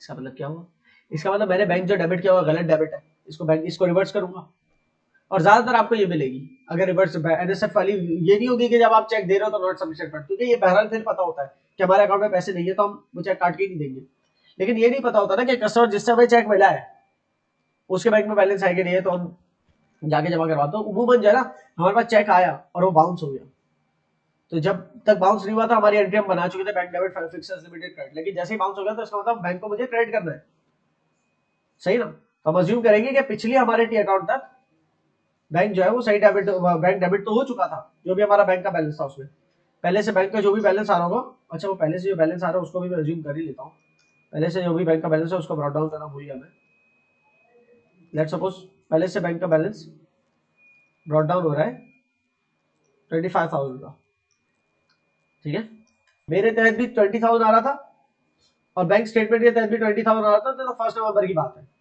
फिर 30 नवंबर को मेरे तहत आ रहा था 25,000 और बैंक स्टेटमेंट के तहत 30 नवंबर को कुछ और आ रहा था, मुझे वहीं तक तो पहुंचाना है, तो इस 25,000 को मैं कहूंगा अगर बैंक स्टेटमेंट के तहत आ रहा था मिसाल तौर पर 29,000 30 नवंबर को, तो इन दोनों में फर्क है ना, जब इन दोनों में फर्क हो गया तो एडजस्टमेंट की नीयत से मैं 30 नवंबर का जो भी सीट बैलेंस था उसको दोबारा ब्रॉट डाउन करूंगा 25,000, फिर उसमें एडजस्टमेंट्स करना शुरू करूंगा, क्लियर है। अच्छा जी, तो डिविडेंड इनकम की वजह से 15,000 डेबिट हुआ, ये पिछली ट्रांजेक्शन थी, अभी एक रह गई रिकॉर्ड करना हुआ है NSF की, तो इस 25,000 में हो सकता है मेरा वो शामिल हो, इस 25,000 में यकीनन मेरा ये शामिल होगा 900, ये ऑलरेडी बनी हुई होगी उस 25,000 के अंदर शामिल होगी, ये महीने की शुरू की महीने के दरमियान की एंट्री से बना ली होगी मैंने, लेकिन अब महीने के एंड में पता चला नहीं यार दिस डजंट एग्जिस्ट, ये तो मेरी गलत बनाई हुई थी, तो इसको मैं काट नहीं दूंगा, बल्कि क्या करूंगा एक एंट्री बनाऊंगा बैंक क्रेडिट 900 से और फिक्सर्स डेबिट 900 से, ठीक है ना, फिक्सर्स लिमिटेड डेबिट। अब आप डायरेक्ट आप डेबिट क्रेडिट ना करो, बस जहन में रखो, ये जहन में समझने वाली है, डुअल एस्पेक्ट इसका जहन में आपको समझ में आ गया कि ये तो पहले से बनी हुई थी ना, अब इसका इफेक्ट खत्म करना है मुझे, ठीक है, तो जहन में मुझे ये बना लिया entry fixers limit debit bank credit करना है, तो बस बैंक को क्रेडिट कर देता हूँ 900 से फिक्सर्स के नाम से, ठीक है, तो ये नॉट सफिशिएंट पड़ता। अभी कितना हो रहा है? 25 15 30 और 5 35, 35 और 350, तो 35350 आ रहा है दोनों तरफ ये। चलो बैंक की मिसाल ले लेते हैं, जो भी इसका बैलेंस आ रहा है वही बैंक स्टेटमेंट का होगा, ठीक है ना? या अभी चलो बैंक स्टेटमेंट का बैलेंस कितना है? 29,000 है, याद रखना, बैंक स्टेटमेंट है ये, ठीक है ना? जबकि ये मेरा क्लोजिंग बैलेंस है मेरे कैश बुक के तहत था। तो अब मेरा क्लोजिंग में थोड़ा फर्क आया होगा, 25 से थोड़ा फर्क आ गया। 25,000 प्लस 15,000 40,000, 5 45,000, 45,350 करते हैं, ठीक है? दो रख दिया 45,350, तो 45,350 में से 1524 माइनस करता हूँ अगर मैं, बचता क्या मेरे पास? 43,826, ठीक है? ये बैलेंस शीट बचा। अच्छा, अब 43,826 हमारा है ना बैलेंस एज पर एडजस्टेड है, ये एडजस्टेड या एडजस्टेड बोल दो, या adjusted balance as per cash book बोल दो, या balance as per adjusted cash book. कितना है? 43,826, जबकि बैंक स्टेटमेंट का कितना आ रहा है? 29,000। तो मजीद वेरीफाई करेंगे और क्या क्या हुआ है। तो बैंक स्टेटमेंट से कंपेयर करते करते हमें और भी चीजें पता चलेंगी। ये तो खाली हमारे एडजस्टेबल डिफरेंसेस थे। कौन से थे? जो मुझे एडजस्ट करने थे कैश बुक के अंदर। कुछ डिफरेंसेस होते हैं टाइमिंग डिफरेंसेस। भाई ये तो एडजस्टिंग डिफरेंस है कि अगर मेरे बैंक ने बैंक चार्जेस काटे तो मुझे रिकॉर्ड करना है मेरी कैश बुक में, लेकिन मेरे सप्लायर ने अभी तक चेक नहीं जमा कराया कि मेरा बैंक से पैसा कटे, तो उसको मैं रीएडजस्ट थोड़ी करूंगा कि सप्लायर ने अभी तक जमा नहीं कराया, जब जो जमा कराएगा तब मैं अपने बैंक से पैसा कम करूंगा। ऐसा आज नहीं तो कल जमा करा देगा वो पैसे, चेक जमा करा के पैसे कटवा लेगा मेरे बैंक अकाउंट से। तो जब भी आज नहीं तो कल हो जाना है ना काम, तो टाइमिंग डिफरेंस है। इसी तरीके से मैंने बैंक के अंदर एक चेक डिपॉजिट कराया, मेरे कस्टमर ने मुझे चेक दिया था, बैंक में डिपॉजिट करा, उसको 3 दिन लगेंगे क्लियर होने में, तो मेरे बैंक में पैसा आ जाएगा। तो देर सवेर पैसा आ जाना है, इसलिए जहां पर देर सवेर पैसा चला जाना है, तो ये वाले ना टाइमिंग डिफरेंसेस है कि चेक मैंने दे दिया किसी को, मेरे अकाउंट से पैसा कम हो जाएगा, या मेरे पास चेक आ गया, मैंने वो डिपॉजिट करा, अभी तक बैंक ने क्लियर नहीं किया, वो क्लियर हो जाएगा 1-2 दिन में पैसा आ जाए। या बाहर से एक मेरी अमाउंट आने की है, कोई स्विफ्ट ट्रांसफर हुआ है जो किसी दूसरे मुल्क से हुआ है, तो उसको अगर 6-7 दिन लगने आने में, क्लियर है? तो जितने भी इस तरह के केसेस हैं ये टाइमिंग डिफरेंसेस है, इनको बैंक इसमें उनको कैश बुक में एडजस्ट नहीं करना। ये नहीं कि अगर मैंने एक एंट्री रिकॉर्ड कर दी लेकिन अभी तक हमारे सप्लायर के अकाउंट में मेरे अकाउंट से पैसा कट के गया नहीं है, तो मैं एंट्री रिवर्स कर दूं, नहीं करना रिवर्स, वो टाइमिंग डिफरेंस है। तो अब जो फर्क है ना वो टाइमिंग डिफरेंसेस का होगा रिकंसाइल करने में, जिसमें से एक है जैसे अनप्रेजेंटेड चेक, ठीक है? अनप्रेजेंटेड चेक क्या होता है? मैंने अपने सप्लायर को एक चेक दिया मिसाल के तौर पे $12,000 का, ठीक है? वो सप्लायर वो चेक लेके बड़ी अमाउंट में अज्यूम कर लेता हूं $20,000 का चेक दिया, वो सप्लायर वो $20,000 का चेक लेके जब मेरे बैंक अकाउंट में जाएगा, और मेरे बैंक में नहीं जाएगा या किसी अपने ही बैंक में जमा कराएगा, बल्कि वो अपने बैंक में जमा कराएगा, फिर उसका बैंक मेरे बैंक को कांटेक्ट करेगा, फिर मेरे बैंक में जब इतना बैलेंस होगा तो मेरा बैंक उनको उस चेक के बदले पैसा उस अकाउंट में दे देगा, तो मेरे बैंक अकाउंट से तब जाके पैसा कम होगा। 2-3 दिन उस प्रोसेस में भी लगेंगे। अगर मेरा अलग बैंक अकाउंट, मेरा अलग बैंक में बैंक अकाउंट है और मेरे सप्लायर का अलग बैंक में बैंक अकाउंट है, 2-3 दिन लग जाते हैं। और ये तो 2-3 दिन जब मेरा सप्लायर अपने बैंक में जब चेक जमा कराएगा तो उसके बाद के। तो ये सोचो कि मैंने जब सप्लायर को चेक दिया, सप्लायर भी तो अपने पास पता नहीं कितने दिन तक शायद रख के बैठा हो, वैसे तो रख के नहीं बैठता कोई, हर एक को पेमेंट जल्दी चाहिए होती है, लेकिन फिर भी रख के बैठ जाओ। किसी विजिट पे चला गया अपने बिजनेस ट्रिप पे और वो चेक उसके ड्रॉर में ही रह गया, तब तक मेरी बैंक स्टेटमेंट आ गई मेरे बिजनेस की, तो मेरी बैंक स्टेटमेंट के अंदर तो कटा हुआ थोड़ी नजर आएगा वो पैसा। क्लियर हो रही है? सो $5,000 का चेक था, मैंने एड बैक कर लिया अपने पास, कैश बुक के अंदर नहीं किया। ये काम कैश बुक में मत करना। कैश बुक में ऐड करने का मतलब है एज इफ कि वो ट्रांजैक्शन रिवर्स हो गई, मुझे ट्रांजैक्शन रिवर्स नहीं करनी, ये एक अलग से वर्किंग है, ठीक है ना? और यही वर्किंग कहलाती है बैंक रिकंसिलिएशन। क्या ये बैंक रिकंसिलिएशन होने से पहले मुझे अपना कैश बुक का बैलेंस एडजस्ट करना था, ये एडजस्टेड बैलेंस है कैश बुक का। मतलब क्या मतलब? ये कुछ ट्रांजेक्शन है जो वाकईतन हो चुकी है, बैंक चार्जेस कट चुके हैं मेरे पास से, मेरे कस्टमर ने जो चेक दिया था वो बाउंस हो गया, वो चेक नहीं है, वो पैसा नहीं आया, तो वो ट्रांजेक्शन रिवर्स करनी थी मुझे, उसकी एंट्री रिवर्स करनी थी। क्लियर है? तो वो तो एडजस्टिंग टाइप की एंट्रीज थी, लेकिन कुछ होती है टाइमिंग डिफरेंसेस वाली, जिसमें अनप्रेजेंटेड चेक एक मिसाल है। इसी तरह एक और मिसाल है अनप्रेजेंटेड चेक। तुम सोचो मैंने क्यों ऐड बैक करने का कहा अनप्रेजेंटेड चेक? क्योंकि मेरा जो ये बैंक बैलेंस आ रहा है एडजस्टेड, तो कहीं ना कहीं उसमें ये अमाउंट डिडक्ट होके आ रहा है। ये बैंक बैलेंस कैसे आ रहा है 45,000, ये 25,000 था, उसमें ये ऐड हुआ, ये ऐड हुआ, ये ऐड हुआ, उसके बाद में से कुछ लेस हुआ, तो ये बैंक बैलेंस बचा ना। अब ये 25,000 का जो आया वो सीडी था, ये 25,000 बैलेंस सीडी था, ठीक है ना। और वो बैलेंस सीडी जो है ना पूरे महीने का था, नवंबर के महीने का, जो मेरा नवंबर का महीना 1 नवंबर से 30 नवंबर, तो 1 नवंबर से 30 नवंबर तक का जितना भी टाइम पीरियड है, इस दौरान बहुत सारी ट्रांजेक्शन हुई होंगी, पैसा बैंक में आया होगा, गया होगा, आया होगा, गया होगा, वो सारी मैंने अपनी कैशबुक में रिकॉर्ड की होगी। तो मैंने गए हुए पैसों में एक चेक रिकॉर्ड किया होगा जो मैंने अपने सप्लायर को दिया था 5,000 का, तो मैं माइनस कर चुका था उसको, उसके माइनस होने के बाद ये 25,000 का बैलेंस आया होगा, और ये जो 25,000 का बैलेंस है उसमें चेक माइनस हुआ होगा जो कि उस मेरे सप्लायर ने हालांकि जमा नहीं कराया, फिर भी अपने पास माइनस कर चुका हूँ। तो यही 25,000 ब्रॉट डाउन हो रहा है, मतलब इस 25,000 में डिडक्टेड है, तो इस 25,000 में डिडक्टेड होने का मतलब है यहाँ पर मैं ऐड कर दूं 5,000, हाँ ऐड तो कर दो लेकिन यहाँ नहीं करो, क्योंकि यहाँ ऐड करने का मतलब हो गया कि अब वो पैसा जाएगा ही नहीं मेरे पास से, तो एंट्री रिवर्स करने वाली बात हो गई, रिवर्स थोड़ी करनी है यहाँ पर अब, क्योंकि वो अपने चेक दे दे और कभी भी जमा करा के कटवा लेगा मेरे बैंक से पैसा, सही। तो मैं यहाँ ऐड नहीं करूंगा बल्कि उसको बैंक रिकंसिलिएशन की वर्किंग में ऐड करूंगा, सही है। और वो 5,000 जो ऐड हो गया किस वजह से, क्योंकि एक डिडक्शन हुई भी थी, उसको आरजी तौर पे ऐड करके जरा देखा 29,000 तक पहुंचता है कि नहीं, सिर्फ ये नहीं और भी है। फिर लेस करूंगा एक चीज, वो कहलाता है आउटस्टैंडिंग लॉजमेंट्स, या कह लेता हूं अनक्लियर्ड डिपॉजिट्स। मैंने बैंक में जाके, जिस तरह मेरे कस्टमर ने नहीं जमा कराया, मैंने भी किसी का चेक लेके रख दिया हो अपने पास शायद, और उसको बैंक डेबिट करके बैठा हुआ हूं मैं, हालांकि मैंने बैंक में जमा तो कराया नहीं, जब तक बैंक में जमा नहीं करा बैंक अकाउंट का बैलेंस ही नहीं बढ़ेगा मैं, लेकिन अभी कैशबुक में डेबिट करके बैठा हूं तो गलत है ना।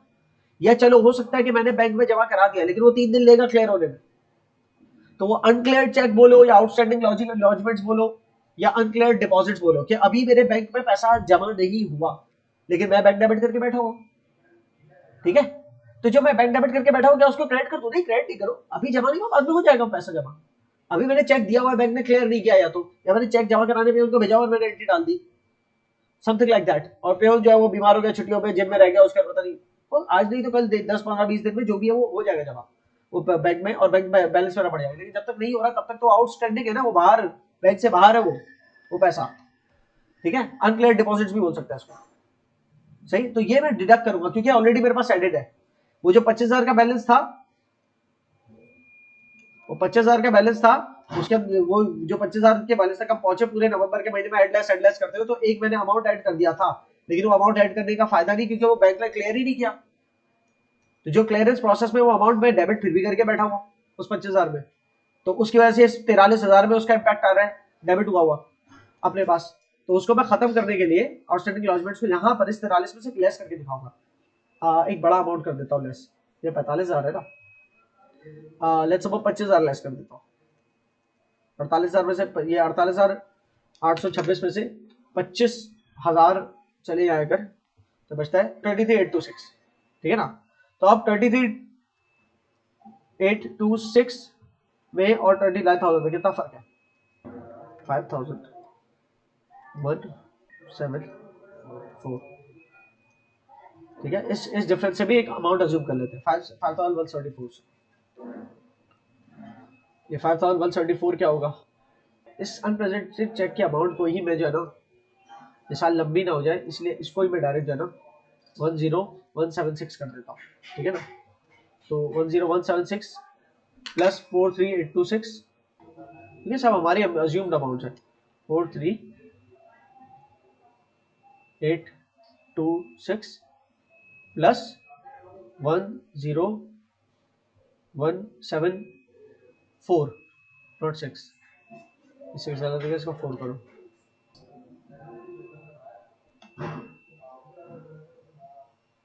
इक्वल्स टू 54,000, ये 54,000 बना, उसमें से 25,000 गए अगर 54,000 में से, तो बचे 29,000। अब जाके हम पहुंचे कहां तक, अपने balance as per cash book से पहुंच गए, balance as per bank statement, ये करके दिखाना बहुत जरूरी था, इसको करके दिखाने की वजह से अब मैं आपको बैंक रिकंसिलिएशन को सवाल के अंदर दिखा सकता हूँ होते हुए, या कुछ जो चीजें मुझे बतानी है वो बता सकता हूँ, जैसे कि मैंने आप लोगों से कहा अभी कि एडजस्टेबल डिफरेंसेस अलग होते हैं और टाइमिंग डिफरेंसेस अलग होते हैं, right. Bank charges,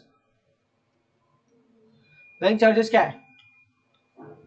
bank charges एक ऐसी चीज है जो बैंक को पता होती है, हमें बैंक स्टेटमेंट देखने के बाद पता चलती है, ठीक है। हमारे जितने भी एडजस्टेबल डिफरेंसेस हैं वो पता है कौन से वाले होते हैं? बैंक स्टेटमेंट में मौजूद होते हैं, हमारे पास नहीं होते लिखे हुए, हमें अपडेट करने होते हैं। बैंक स्टेटमेंट में लिखे होते हैं, हमें अपनी कैश बुक में अपडेट करने होते हैं, ठीक है। तो ये सारे एडजस्टेबल इन दी कैश बुक है।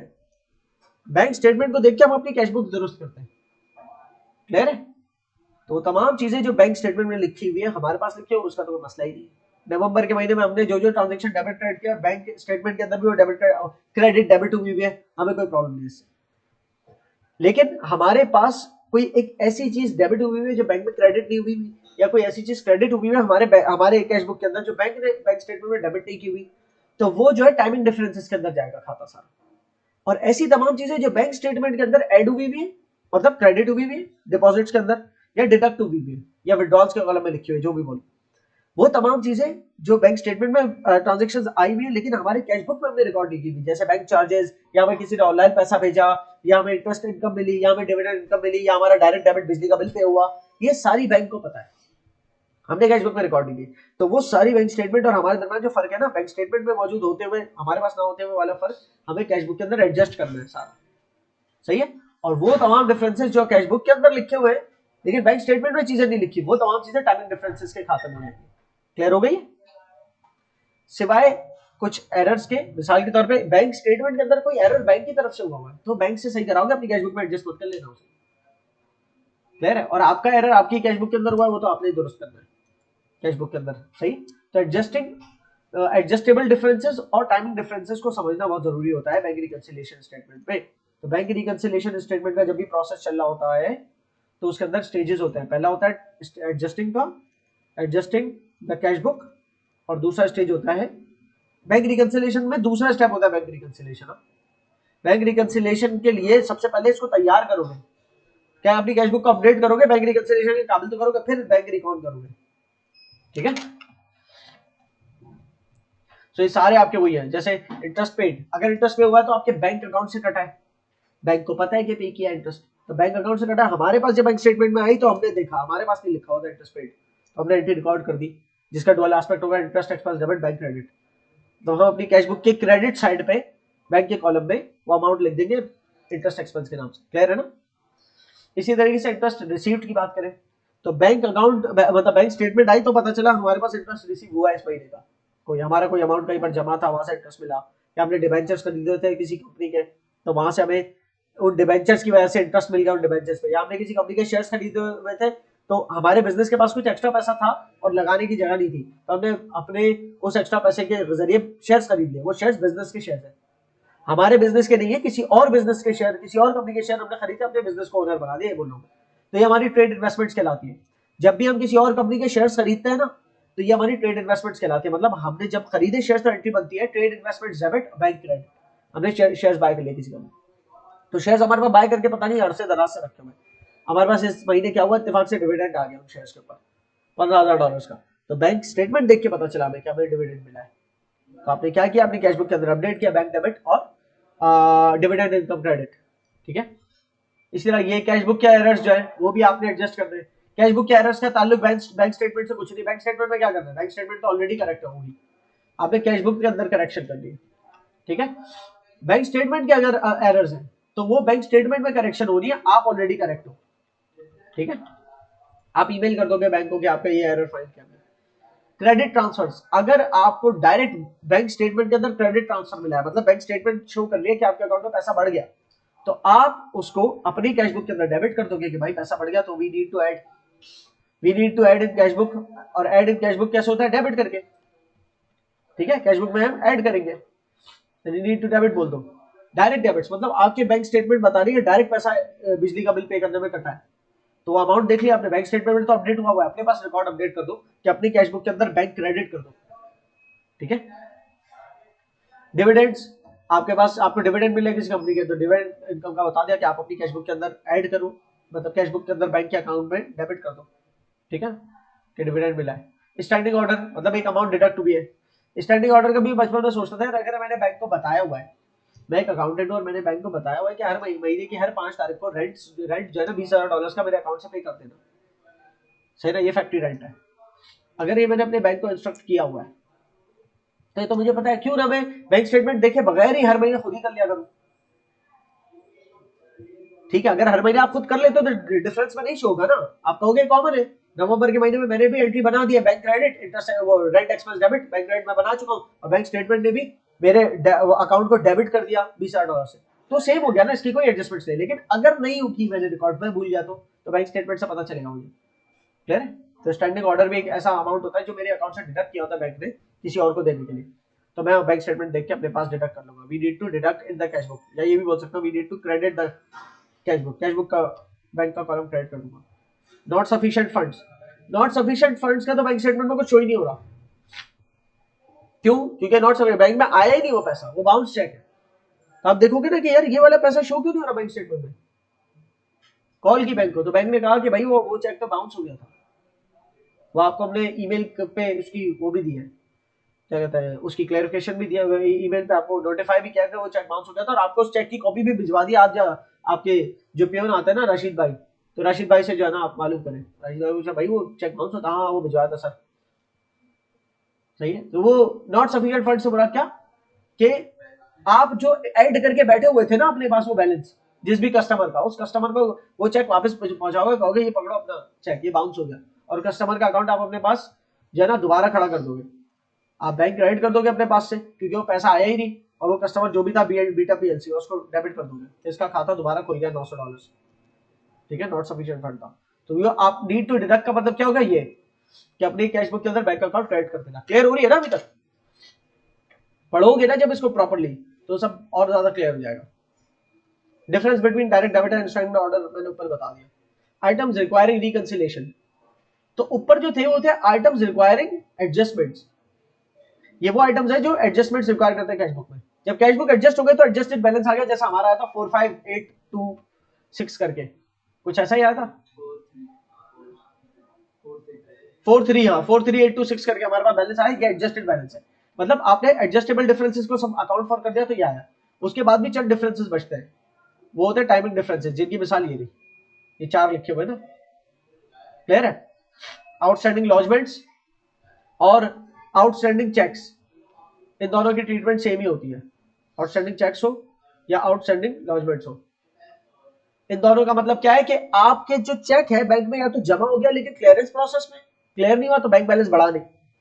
किसी कस्टमर ने आपको चेक दिया था, आपने बैंक में जमा कराया, लेकिन अभी वो क्लियरिंग प्रोसेस में, वो जाके कंफर्मेशन होगी वगैरह वगैरह, 2-3 दिन लगेंगे, तो तब तक वो अनक्लियर्ड चेक बोलो उसको या आउटस्टैंडिंग लॉजमेंट्स बोल दो, एक ही बात है।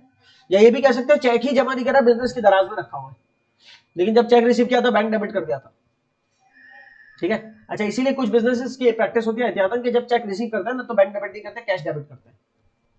जिस दिन जमा करेंगे ना पैसा, वो क्योंकि कैश की ड्रॉर में रख दिया वो चेक, जिस दिन वो जमा करना होगा ना बैंक में, उस दिन वो चेक निकाल के देंगे पेन को, और जब देंगे तो इसको इस चेक को कैश के नाम से डेबिट किया हुआ था तो अब कैश के नाम से क्रेडिट कर देंगे, और बैंक डेबिट करेंगे, अब ये पेन जमा करा देगा। वो आउटस्टैंडिंग चेक्स है।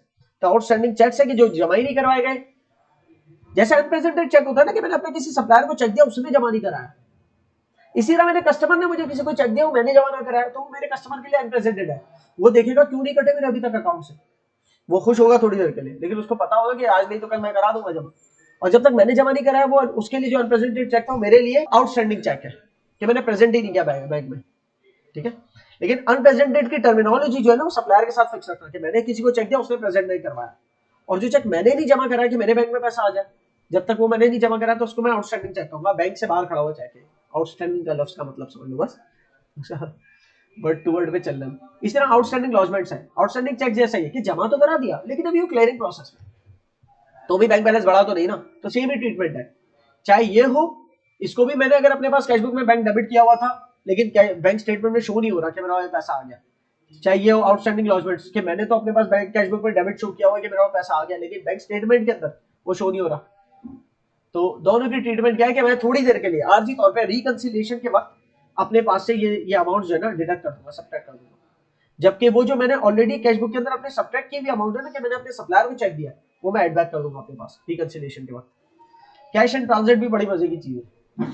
आपने चेक दिया या कैश दिया अपने पियोन को कि जमा करा दे, अब वो अभी तक जमा नहीं हुआ है वो, सही ना, मैंने भी फौरन नहीं बोला कि जमा करा दो, फुर्सत से जब मौका मिले तो ये अमाउंट है जमा करा दो बैंक में। 2-3 दिन हो गए, उस दरमियान बैंक स्टेटमेंट भी आ गई, तो वो कैश आउटस्टैंडिंग है, वो बैंक में जमा नहीं हुआ, जैसे वो चेक मेरे पास रखा था। तो इसे कहते हैं कैश इन ट्रांजिट, के वो रास्ते में है ना, कैश रास्ते में, ये समझ लो। इसी तरीके से अगर मुझे एक ईमेल आई मेरे कस्टमर की कि हमने अपना पैसा अपने अकाउंट से चला दिया लेकिन वो अभी रास्ते में, मतलब 7 दिन लगेंगे पहुंचने में, सही है, तो मेरे बैंक अकाउंट में, हालांकि बैंक तो इलेक्ट्रॉनिक प्रोसेस है लेकिन कभी कभी प्रोसेस डिलेज होता है ना, क्योंकि खासतौर पे इंटर कंट्री इंटरनेशनल ट्रांजेक्शन के अंदर दो अलग अलग ममालिक की ट्रांजेक्शन है, तो बैंक की बहुत सारी एक्टिविटी बीच में इन्वॉल्व होती है कंफर्मेशन वाली, तो एक प्रोसेस होता है। तो जब तक वो प्रोसेस कंप्लीट नहीं होगा, मेरे पास पैसा आया नहीं, मेरे बैंक में पहुंचा नहीं, जब तक मेरे पास बैंक में पहुंचा नहीं, हालांकि मेरा ईमेल तो आ गई कस्टमर से कि मैंने पैसा देकर मैंने एंट्री रिकॉर्ड कर ली, तो बैंक स्टेटमेंट पहुंची तो पता चला तो पैसा आया ही नहीं मेरे पास, तो मैं उसको कैश इन ट्रांजिट की ट्रीटमेंट करूंगा। मतलब जो मैंने अपने पास ऐड किया हुआ है ना, कैश बुक के अंदर एडजस्ट नहीं करने की जरूरत है, उसको डिडक्ट नहीं कर देना कैश बुक में, लेकिन कैश बुक का जो एडजस्टेड बैलेंस है उसमें से लेस कर देना कि ये पैसा अभी बैंक स्टेटमेंट में नहीं पहुंचा, इसलिए मेरे कैश बुक का जो एडजस्टेड बैलेंस है उससे थोड़ी देर के लिए लेस कर दो, ताकि मैं बैंक स्टेटमेंट के बैलेंस तक तो पहुंचू ना, रिकंसाइल करना है। फिर ये जो मैंने, मतलब ये तो सारी बैक थ्योरी थी इसकी। अब जो है ना, उसके बाद आपको बैंक रिकंसिलिएशन का सवाल मिलेगा करने को, और मैं तो मतलब इसको स्टेजेस बताऊं, स्टेप्स बताऊंगा। पहला स्टेप क्या है, 5 हिस्सों 4 स्टेप्स में मबनी है पहला स्टेज, देखिए बॉक्स टाइप का बना हुआ है, इसके गिर्द क्या है, सबसे पहले ये वाला हिस्सा जो है ना एडजस्टिंग का है, जो विद इन द बॉक्स बना हुआ है ना, ये एडजस्टमेंट है सारी। जब कैश बुक का बैलेंस एडजस्ट हो जाए तो उसके एडजस्टेड कैश बैलेंस से स्टार्ट करके रिकंसिलिएशन बनाते हो, क्लियर हो रही है। तो reconciliation statement it's quite like statement form, और जो एडजस्टमेंट्स है वो quite like T account form में होती है, cash book T account, clear. तो सबसे पहला compare bank account in cash book with bank statement, कि आपकी कैश बुक के अंदर जो बैंक अकाउंट का है, तो पूरी कैश बुक बना दो, बैंक का टी बना दो, शॉर्ट ये कर लो, चलो बैंक का टी अकाउंट बना दो, ठीक है ना। तो बैंक के कॉलम्स को कंपेयर करो बैंक स्टेटमेंट से, कि आपका नवंबर के महीने के लिए काम कर रहा है, 1 नवंबर से 30 नवंबर तक सिमिलैरिटीज जो है मार्क करो। सबसे पहले तो 1 नवंबर का ब्रॉड डाउन बैलेंस और बैंक स्टेटमेंट का ब्रॉड डाउन जो बैलेंस पहली तारीख का था वो सेम होना चाहिए, अगर वो भी सेम नहीं है तो मतलब मसले और पुराने, इसका मतलब है, क्लियर हो रही है। लेकिन आपका वो तो बराबर ही होगा, क्योंकि आप ये तो अज्यूम करोगे ना कि पिछले महीने के आखिरी तारीख को भी तो रिकंसाइल किया ही होगा ना, तो वो और बैंक का बैलेंस सेम हो गया होगा, तो फिर हमारा जो कैश बुक है वो ओपनिंग बैलेंस और बैंक स्टेटमेंट का जो बैलेंस है वो हम अज्यूम करते हैं सेम है। फिर पूरे महीने जो जो हमने डेबिट किया वो बैंक ने क्रेडिट किया हुआ है बैंक स्टेटमेंट में, बराबर टिक मार दो। जो जो हमने क्रेडिट किया हुआ वो बैंक ने बैंक स्टेटमेंट में डेबिट किया है, मतलब डिडक्ट किया है, या विड्रॉवल्स भी कह सकते हो उसको, विड्रॉवल, तो वो भी बराबर है। अब जो फर्क है वो 2 तरह के हो सकते हैं, वो फर्क जो बैंक स्टेटमेंट में ट्रांजेक्शन मौजूद है लेकिन हमारे पास मौजूद नहीं है, उसको हम एडजस्ट करेंगे कैश बुक में, ठीक है। और वो ट्रांजेक्शन जो हमने रिकॉर्ड किए हुए बैंक स्टेटमेंट में रिकॉर्ड नहीं हुई, वो टाइमिंग डिफरेंस के खाते में आएगा, मतलब रिकंसिलिएशन के खाते में आएगा, क्लियर हो गई। और इस दौरान किसी किस्म के अगर एरर्स है तो जिसने एरर किया वही एडजस्ट करेगा उसको। कैश बुक के अंदर कोई किया हुआ एरर है तो हम कैश बुक के अंदर, मिसाल के तौर पे कैश बुक में गलती से 500 क्रेडिट की जगह 5000 क्रेडिट कर दिया, तो इसका मतलब कैश बुक को डेबिट करेंगे 4500 से, 5000 क्रेडिट और 4500 डेबिट का, दोनों का इफेक्ट क्या हुआ, 5500 क्रेडिट का इफेक्ट बचा। 500 क्रेडिट करना था हमें, गलती से 5000 क्रेडिट कर दिया, मतलब 4500 ज्यादा क्रेडिट कर दिया ना, तो 4500 डेबिट कर दूंगा, तो कैश बुक का एक एरर दुरुस्त हो गया। इसी तरह बैंक स्टेटमेंट में अगर कोई एरर किया होगा तो नोटिफाई करूंगा कि भाई आपकी स्टेटमेंट में ये एरर है, वैसे होता नहीं है, वो बड़ा कंप्यूटराइज्ड सिस्टम होता है, but still there can be some error. कोई भी क्लर्क कुछ ना कुछ तो लिखता है ना, कभी ना कभी कोई क्लर्क बैठ के कोई नंबर्स वगैरह, तो कोई ना कोई एरर तो हो सकता है। तो जैसे ही कैश एडजस्टमेंट हो जाए तो उसके बाद प्रिपेयर बैंक रिकंसिलिएशन स्टेटमेंट, जिसके मैंने 4 आपको केसेस बता दिए बैंक अकाउंट के। उसके बाद सवाल आएगा जिसको हमें हैंडल करना है। तो क्वेश्चन के ऊपर आने से पहले एक चीज और आखिरी note, the bank reconciliation statement is not part of the double entry records. क्या मतलब है इसका, हमारे डबल एंट्री सिस्टम जो है ना, जिसमें रिकॉर्डिंग करते हैं, रिकॉर्डिंग करके लेजर्स में पोस्ट करते हैं, यू नो, उससे लेकर आगे चलते हैं, ये उसके अंदर कोई, ये खाली चेक करने के काम आता है। ऐसा नहीं समझना कि हमारे अकाउंटिंग के अंदर कुछ ऐड हो रहा है या लेस हो रहा है। ऐड लेस बैंक रिकंसिलिएशन के अंदर सिर्फ ये वाला स्टेज है, ये जो ऊपर वाले बॉक्स है, और ये तो होना ही था, ये एडजस्टमेंट्स है ना, तो ये तो एडजस्टमेंट्स है, ये तो एड लेस हो रही है। लेकिन जो बैंक रिकंसिलिएशन है एग्जैक्ट, जो आपका कैश एडजस्टेड बैलेंस है, वहां से जो बैंक रिकंसिलिएशन स्टेटमेंट बननी है, वो बस एक स्टेटमेंट अलग से वर्किंग है ये बताने के लिए कि आप भी बैंक के बराबर ही हो, बस कुछ टाइमिंग डिफरेंसेस है, दैट्स इट। इसका हरगिज मतलब ये नहीं कि आपके डबल एंट्री सिस्टम या उसके पूरे अकाउंटिंग प्रोसेस के अंदर कोई चेंज आ गया। क्लियर है? तो अब हम एक सवाल हैंडल करते हैं, स्टेप्स रिवाइज करें एक दफा। क्या थी? सबसे पहले हमें पासबुक का मतलब होता है बैंक स्टेटमेंट। बैंक स्टेटमेंट को कंपेयर करना है किससे? कैश बुक के अंदर जो हमारा बैंक अकाउंट का ठीक है ना। अच्छा, तो कैश बुक से कंपेयर करना है बैंक स्टेटमेंट को। कैश बुक के अच्छा, कैश बुक के बैंक का टी, अब मैं इतना लंबा लंबा नहीं बोला, मैं एक काम करता हूँ, बैंक का टी अकाउंट ही बना लेता हूँ खाता। ठीक है, अब ये बैंक का टी बोलो या कैश बुक के अंदर बैंक का कॉलम बोलो, बात एक ही। तो जो भी डेबिट्स हुए हैं वो कंपेयर करूंगा कि बैंक स्टेटमेंट के क्रेडिट्स में वो चीज है कि नहीं है। ठीक है, कोई अगर डेबिट रह गया है जो वहां नहीं है, मार्क कर लिया। सर जो क्रेडिट्स हुए हैं वो कंपेयर करूंगा बैंक वो पासबुक के या बैंक स्टेटमेंट के डेबिट्स में है कि नहीं है। कुछ है, ठीक है ना, और कुछ नहीं है। फिर कुछ बैंक स्टेटमेंट के डेबिट्स में है, इसमें नहीं है। कुछ बैंक स्टेटमेंट के क्रेडिट्स में मौजूद है, वो उसमें नहीं है, इसके डेबिट्स में नहीं है। क्लियर? सो ये जो डिफरेंसेस है, मतलब जो सिमिलैरिटीज है वो मार्क कर ली पहले। सही है? अब डिफरेंसेस को डील करने का वक्त है। सबसे पहले डिफरेंसेस कौन से डील करूंगा? वो जो बैंक स्टेटमेंट में मौजूद है हमारी कैश बुक के अंदर नहीं है, उनको मैं एडजस्ट करूंगा। ये चीजें एडजस्ट होंगी, ठीक है ना। और ये एडजस्ट कैसे होंगी? ये एडजस्ट ऐसे होंगी कि आपका यहां पर कोई टोटल आ रहा होगा और कोई सीडी बैलेंस आ रहा होगा। इस सीडी बैलेंस को ब्रॉट डाउन करूंगा, ठीक है। तो सीडी बैलेंस बीडी होता है, और जो डेट यहां लिखी है ना महीने की आखिरी तारीख, लेट्स सपोज 30 नवंबर, तो वही 30 नवंबर के डेट से आएगा। ये मत कहना कि 1 दिसंबर। ब्रॉट डाउन अगले पीरियड की 1 तारीख को होता जरूर है, लेकिन अभी हम इसको ब्रॉट डाउन अगले ईयर नहीं कर रहे। वो तब करते हैं जब हम अगले ईयर नए बैलेंसेस बना रहे होते हैं अगले साल के अकाउंटिंग के लिए। अभी हम इसी ईयर का एंड अगर 30 नवंबर को हो रहा तो इसी ईयर एंड पे एडजस्टमेंट्स के लिए भी ब्रॉट डाउन करते हैं। तो जरूरी नहीं सिर्फ और सिर्फ आप अगले साल के लिए ब्रॉट डाउन करो। जब एडजस्टमेंट्स के लिए ब्रॉट डाउन करते हो ना बैलेंस को उसी डेट पे लेके आते हो।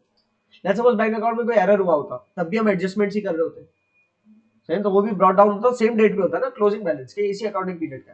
यहाँ मैंने अकाउंटिंग पीरियड अज्यूम किया है 30 नवंबर में खत्म हो रहा है, ठीक है, तो 30/11 इसीलिए लिखा है 12। फिर इस ब्रॉट डाउन के बाद ये वाली जो है ना, जैसे ए कर दो और बी कर दो, तो ए को यहां लिख दिया एक्स अमाउंट से, क्योंकि यहाँ डेबिट हो रहा है तो मेरा बैंक क्रेडिट होगा, और बी क्रेडिट हो रहा है बैंक स्टेटमेंट में, तो बी को यहां लिख दिया। ये कह रहा है एडजस्टमेंट्स। अब एक नया सीडी बैलेंस आएगा मेरे पास,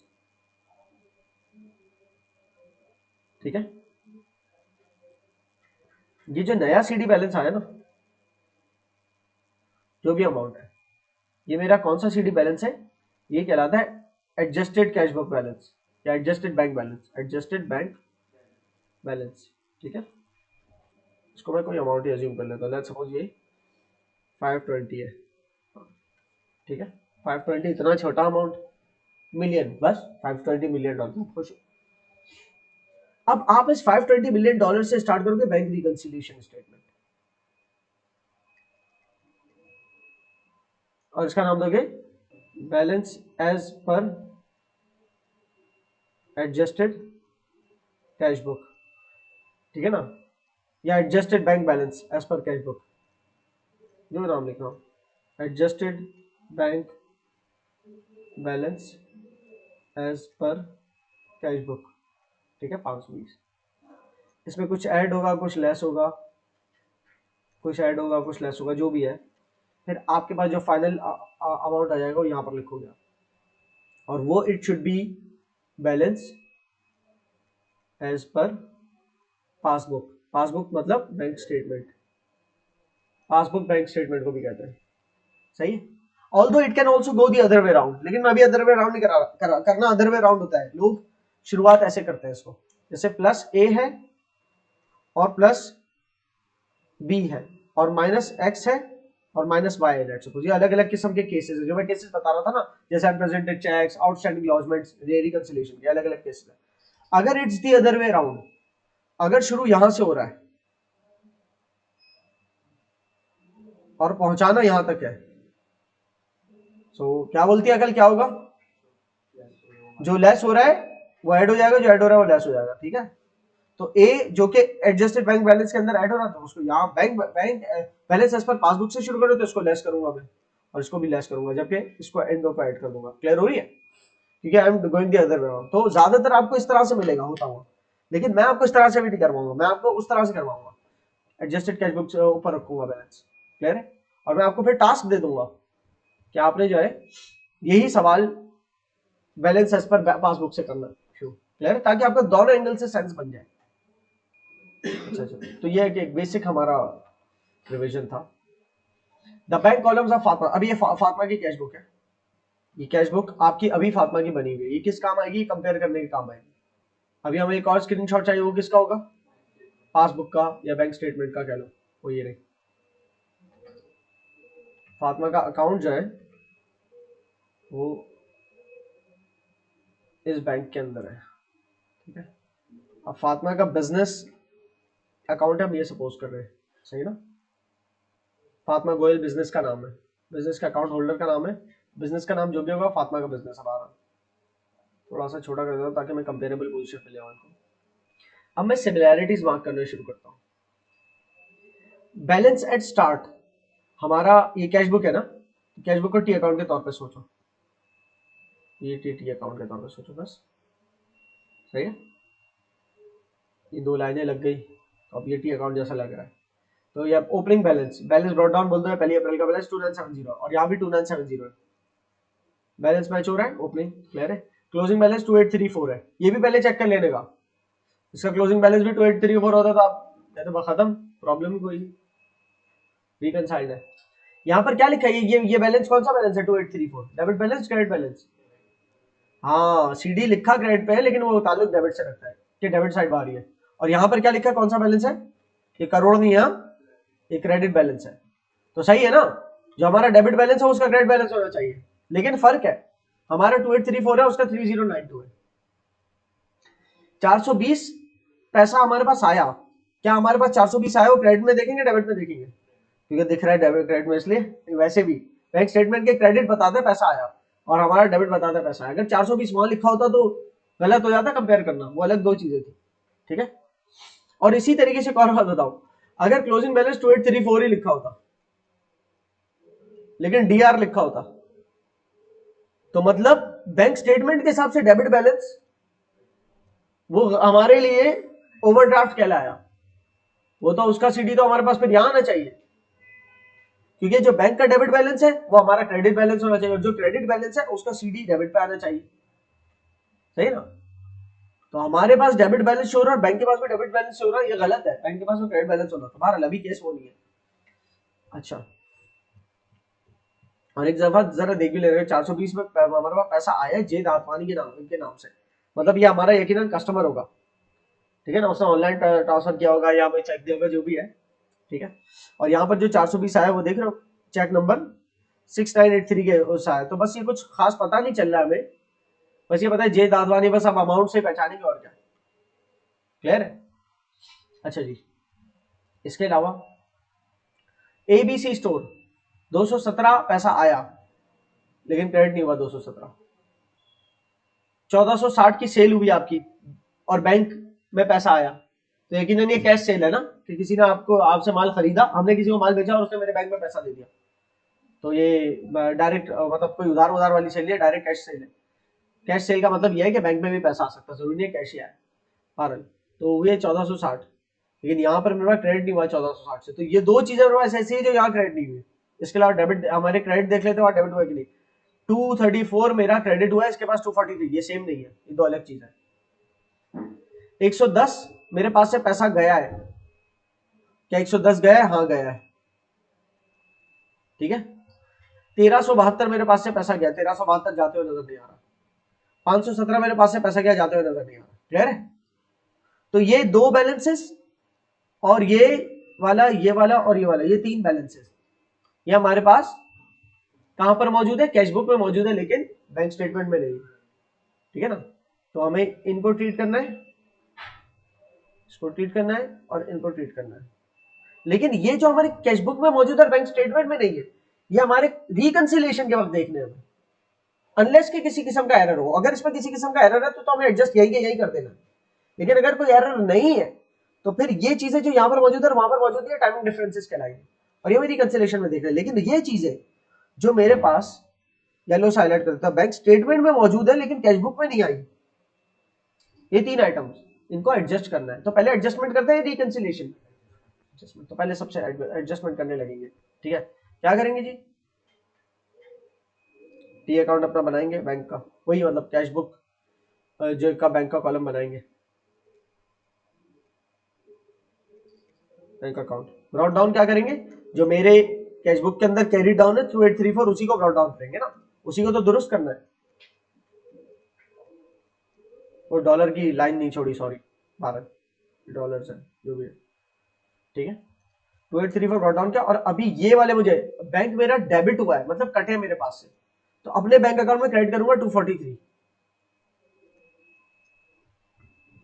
सही है, इसी तरह बैंक मेरा क्रेडिट हुआ 150 से, तो मतलब अपने बैंक अकाउंट में 150 डेबिट करूंगा, और बैंक मेरा डेबिट हुआ है 95 से, तो अपने बैंक अकाउंट में 95 क्रेडिट करूंगा। लेकिन नाम भी तो लिखना है, बैंक चार्जेस है, जैसे बैंक चार्जेस।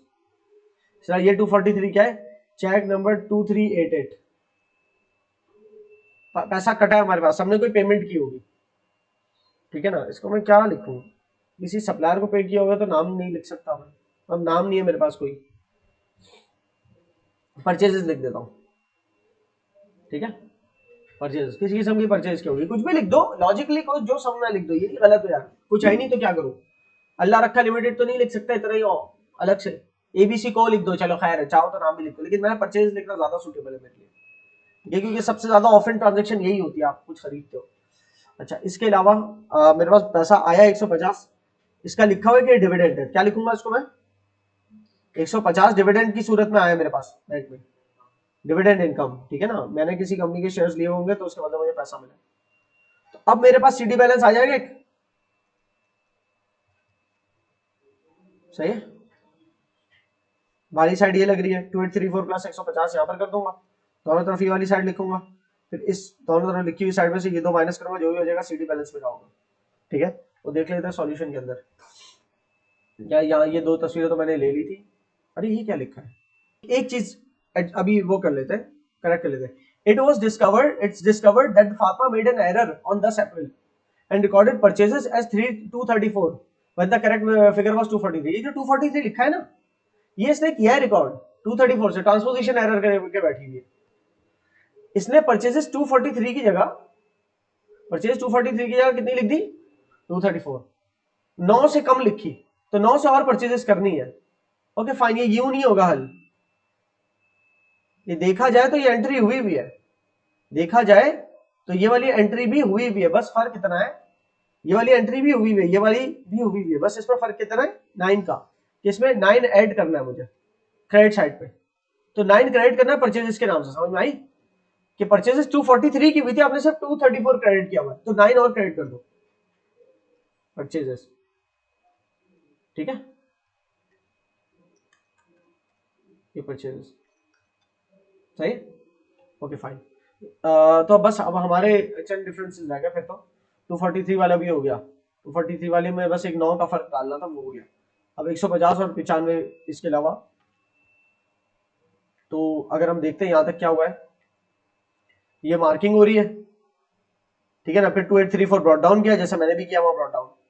ठीक है, उसके बाद ये मार्किंग के अलावा तुम देख रहे 243, 150 और 95 रह गया, तो हमारा भी ये तीन रह गए थे, 243 और का जो कंपैरिजन था वो 234 के साथ था, 9 का डिफरेंस था ये। ठीक है बहरहाल, तो ये इसको हमने वो करके फिर इसको सॉल्व किया और ये यहाँ पर सॉल्व हो रहा है हमारी उसकी कैश बुक, अब वो मैच कर लो, तो ये हमारे तहत है बैंक अकाउंट का बैलेंस, और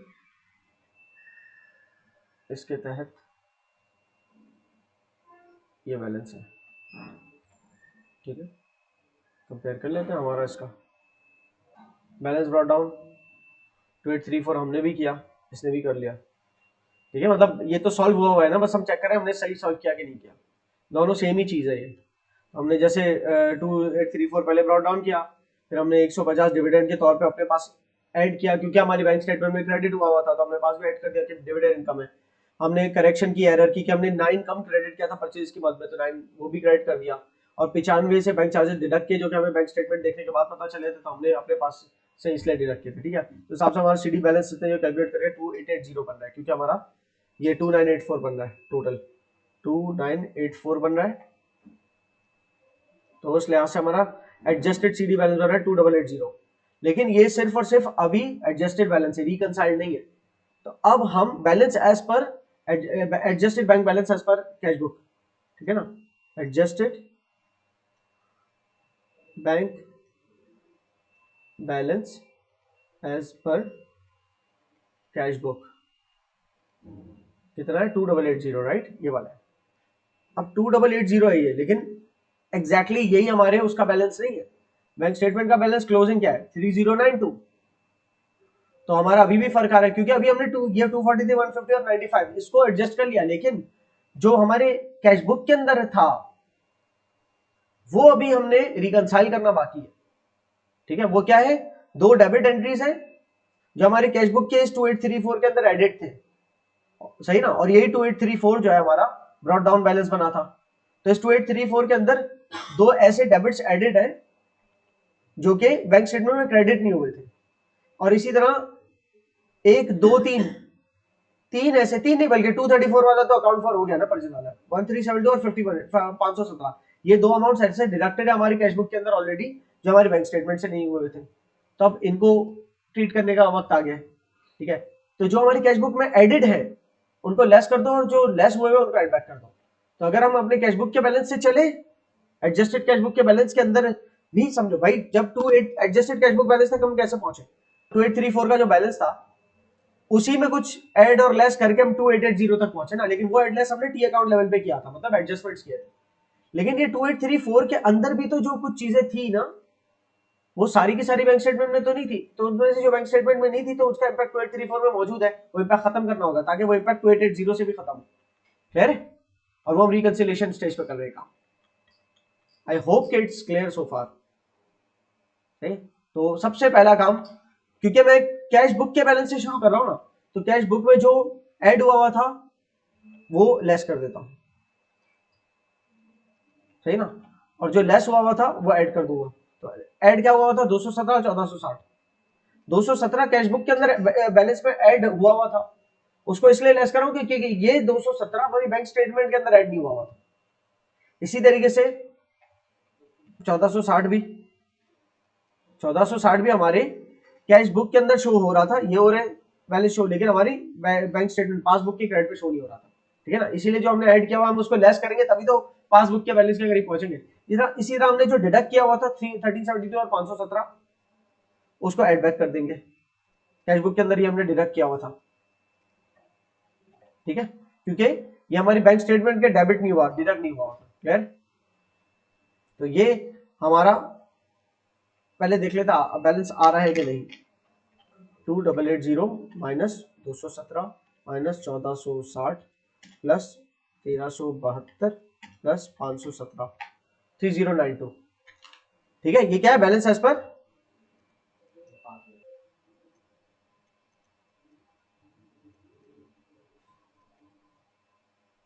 अगर मैं बैलेंस एज पर पासबुक से शुरू होता 3092 से, तो 217 ऐड करता कि एक चीज जो कैश बुक में मेरे ऐड हुई हुई है तो मेरी पासबुक में भी ऐड होनी चाहिए, मैं फिर उसको उस नजर से देखता। एज पर पासबुक जो बैलेंस था 3092, इसके अंदर कुछ अमाउंट है जो ऐड नहीं हुआ, वो कौन सा है, जो कैश बुक में ऐड हुआ था, जैसे कि ये 217 और 1460 कैश बुक में ऐड हुआ था, तो पासबुक के बैलेंस में भी ऐड करो 217 और 1460, और जो कैश बुक से डिडक्ट हुआ है 1372 और 517 वो पासबुक से भी डिडक्ट करो, 1372 और 517। तो जो आंसर आएगा वो क्या होगा, balance as per cash book, adjusted balance as per cash book. ठीक है, 3092 प्लस 17 प्लस 1460 माइनस 1372 माइनस 517 2880, ये था मेरा कैश बुक का एडजस्टेड बैलेंस। तो आप लोग इस तरह से देख लो इसको। पॉइंट ये, अब इसके बीच के नामों को क्या करें, एक अमाउंट तो कर ले, खेल लिए, इनके नाम भी रख लो जरा। तो भाई अब गौर करना थोड़ा सा इसके अंदर, आपने पीछे तक थ्योरी प्रॉपर पढ़ ली ना, तो थोड़ा सा आपको आइडिया होगा। एक ऐसा अमाउंट जो हमने डिडक्ट किया टीडी एंड कंपनी के नाम से और दोभल लिमिटेड के नाम से, ये हमने डिडक्ट किया। हमने पता है क्यों डिडक्ट किया होगा, हमने इनको चेक दिए होंगे, तो हमने अपने पास से बैंक क्रेडिट कर दिया, उन्होंने चेक प्रेजेंट नहीं किए होंगे, तो ये अनप्रेजेंटेड चेक्स है। क्या है ये? एग्जैक्टली। तो अब ये मैं adjusted bank balance as per cash book से शुरू हो रहा हूं ना, तो अनप्रेजेंटेड चेक्स को मैंने अपने पास एड बैक कर दूंगा कि जो दो अमाउंट्स मैंने अपने पास से लेस किए हुए थे ना, 1372 और 517, ये एड बैक इसलिए कर रहा हूं क्योंकि प्रेजेंट ही नहीं किया मेरे सप्लायर ने। मैंने वो चेक तो दिया, लेकिन उन्होंने अपने अकाउंट्स में नहीं जमा कराया कि मेरे अकाउंट से पैसे कटते हैं, इसलिए मैं इसको आर्जी तौर पर एड बैक कर रहा हूँ। टाइमिंग डिफरेंस है ये, कुछ दिन बाद वो जमा कराएंगे और मेरे अकाउंट से पैसे कट जाएंगे, लेकिन अभी तक नहीं कटे ना, तो अभी तो मुझे बैंक बैलेंस के बराबर करना है अपने आपको, बैंक स्टेटमेंट के बराबर। तो एड अनप्रेजेंटेड चेक, मैं लॉजिक इस्तेमाल करूंगा कि मैं इसको क्या कह सकता हूं, अनप्रेजेंटेड चेक कह सकता हूं कि ये वो चीज है जो मुझे पता है, बैंक को नहीं पता। तो ये भले इसका नाम टीडी लिख दो, और अगेन अनप्रेजेंटेड चेक, और दूसरे का नाम दोभल लिमिटेड, ठीक है। और जो अमाउंट्स मेरे पास डेबिट हो गए लेकिन बैंक में रिफ्लेक्ट नहीं किए, उसको मैं डिडक्ट कर रहा हूं अपने पास से, दो अमाउंट्स में लेस कर रहा हूं। एक तो है सेल की वजह से, तो सेल लिख दूंगा, इसका तो पता ही है ना कि सेल है ना, तो ये सेल है मेरी, जो मेरे बैंक में रिफ्लेक्ट नहीं हुई सेल, तो इसको भले तुम कह दो कैश एंड ट्रांजिट, कि वो सेल मेरी हुई है लेकिन ये कैश एंड ट्रांजिट है। अपनी लॉजिक से नाम डाल दे, मैं सेल देख के मैं कैश एंड ट्रांजिट इसलिए कर रहा हूं कि मेरा माल तो बिका है, और मैंने बैंक डेबिट सेल्स क्रेडिट कर दिया, लेकिन हो सकता है जिसने मुझे चेक दे के गया हो, मैंने उसको माल बेच दिया, उसने मुझे चेक दिया, तो मैंने बैंक डेबिट लिख दिया, लेकिन वो बैंक में वो मेरी दराज में रहेगा, तो मैंने जमा नहीं कराया, तो उसको मैं आउटस्टैंडिंग लॉजमेंट्स कह सकता हूँ, आउटस्टैंडिंग चेक कह सकता हूँ, कैश इन ट्रांजिट कह लो, लेकिन ये सारे केसेस के बैंक में पैसे वो जमा नहीं हुआ, ठीक है। इसी तरीके से एबीसी स्टोर के नाम से लिखा हुआ है, एबीसी स्टोर यकीनन मेरा कस्टमर होगा, तो उससे मैंने जब चेक लिया तो मैंने एबीसी स्टोर के नाम से बैंक डेबिट कर दिया, ठीक है। तो वो लेकिन डेबिट तो कर दिया, लेकिन उसका चेक जो है अभी तक अमाउंट्स मैंने उल्टे लिख दिए, एबीसी स्टोर 1460 नहीं 217,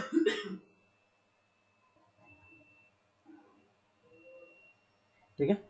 तो इसको आप कह दो भले, हो सकता है ये आउटस्टैंडिंग चेक हो जो मैंने अभी तक जमा ही नहीं कराया बैंक में, या अनक्लियर्ड चेक हो, सपोज करना है आपने अनक्लियर्ड चेक का मतलब मैंने जमा तो करा दिया होगा एबीसी स्टोर का चेक, लेकिन वो अभी क्लियरेंस प्रोसेस में 3 दिन का प्रोसेस होता है, वो क्लियर है ना ये बात। तो इस तरीके से आप, लेकिन अगर यही सारी चीज वहां पर हो रही होती, यही सारा काम यहाँ पर हो रहा होता, तो ये अलग हो जाता, ये ऐड हो जाता और वहां लेस हो जाता। अनप्रेजेंटेड चेक्स अगर पासबुक से शुरू कर लो तो अनप्रेजेंटेड चेक्स लेस होते हैं, क्योंकि आपने अपने कैश बुक से के बैलेंस से शुरू करते तो अनप्रेजेंटेड चेक इसलिए एड बैक करते कि कैश बुक से ऑलरेडी लेस हुए हुए, और अब मैं कैश बुक का बैलेंस लिखा हुआ है तो उसमें मैं एड बैक कर रहा हूं। लेकिन अगर मैं बैंक स्टेटमेंट से शुरू कर रहा हूं बैलेंस से, तो मेरी कैश बुक में तो एक चीज लेस हुई भी है, बैंक स्टेटमेंट में लेस नहीं हुई थी, तो उसमें लेस करूंगा, तो अनप्रेजेंटेड चेक्स लेस होंगे।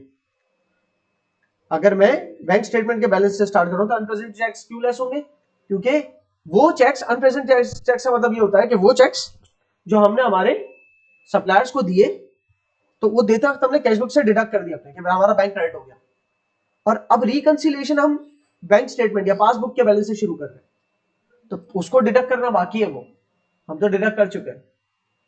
समझ आ रही बात? आप ऐसे कर लो। और इसी तरीके से कैश इन ट्रांजिट, हमने तो ये कैश ऐड कर लिया, बैंक को भी चाहिए कि वो ऐड कर लिया अपने पास, या अनक्लियर्ड चेक, हमने चेक जमा करा दिया, हमारे पास तो हमने बैंक डेबिट किया हुआ है, लेकिन पासबुक के अंदर बैंक एडिट नहीं है, वो अमाउंट इतना 1460 का अमाउंट एडिट है, तो ऐड कर लूंगा मैं, क्योंकि मुझे पहुंचना है किसी भी तरह डिफरेंसेस खत्म करके इस बैलेंस में। लेकिन इस बैलेंस का हरगिज मतलब ये नहीं समझना कि डबल एंट्री में मेरा बैलेंस जो है ना ये बन गया 3092, डबल एंट्री में मेरा यही बैलेंस होगा जो एडजस्टेड कैश बैलेंस है, बैंक स्टेटमेंट में 3092 शो रहा है, डबल एंट्री सिस्टम के तहत 2880 शो रहा है। क्लियर? और चंद दिन बाद ये बैलेंस हमारा बराबर हो जाएगा, टाइमिंग डिफरेंस खत्म हो जाएगा। सही है भाई? तो ये हमारा एक सवाल हमने हैंडल किया है बैंक स्टेटमेंट का। तो आप ये देख लो, कैश बुक को 2880 इसने जो ना adjusted cash correction of errors के साथ बना दिया। उसके बाद इसने कहां से शुरू किया? इसने शुरू किया, इसमें इसने और सिंपल नाम दे दिए। इसने शुरू किया आपके उससे बैंक स्टेटमेंट के बैलेंस से, सही है ना, बिकॉज ज्यादातर वहीं से शुरू करेगा ये। और इसने तो बहुत और सिंपल नाम दे दिया, इन झंझटों में भी नहीं पड़ा जो मैंने सपोज किया ना, अनप्रेजेंटेड चेक और अनक्लियर्ड चेक। इसने सीधा सीधा क्या बोल दिया? Add amounts not yet credited. Bank statement के अंदर वो अमाउंट्स ऐड कर दो जो बैंक ने ऐड नहीं की लेकिन हमने कर दी थी। तो एबीसी स्टोर से 217 और 1460 सेल की मद में जो पैसे है ना, वो बैंक स्टेटमेंट में ऐड कर दिए, इससे मिला के 1677। और वो अमाउंट लेस कर दिए जो बैंक ने अभी तक लेस नहीं किया। ठीक है ना? बैंक ने क्या लेस नहीं किया? टीडी को हमने एक चेक दिया था, जो टीडी जब भी जमा कराएगा बैंक में और पैसा निकलवा लेगा हमारे बैंक अकाउंट से, वो आज नहीं तो कल कर ही लेगा, तो अभी से आप माइनस कर दो।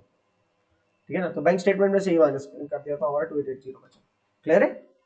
इस सवाल को आपने खुद से पूरे तौर पर सॉल्व करना है, नंबर 1। नंबर 2, आपको अगला एक सवाल मिलेगा बैंक रिकंसिलिएशन का।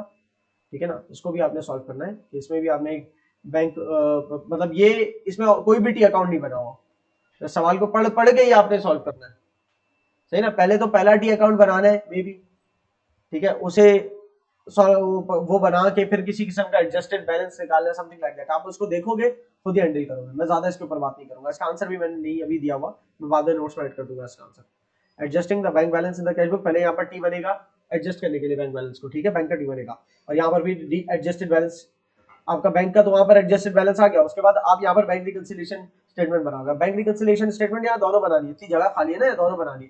पहली बना ली starting with cash adjusted balance, cash book वाला एडजस्ट बैलेंस से शुरू करके as per bank statement balance लेके आना है। दूसरी बनानी है starting with the bank statement balance और as per cash adjusting balance तक पहुंचाना है, ताकि आपको दोनों मिरर के दोनों दिख जाए आपको। क्लियर है?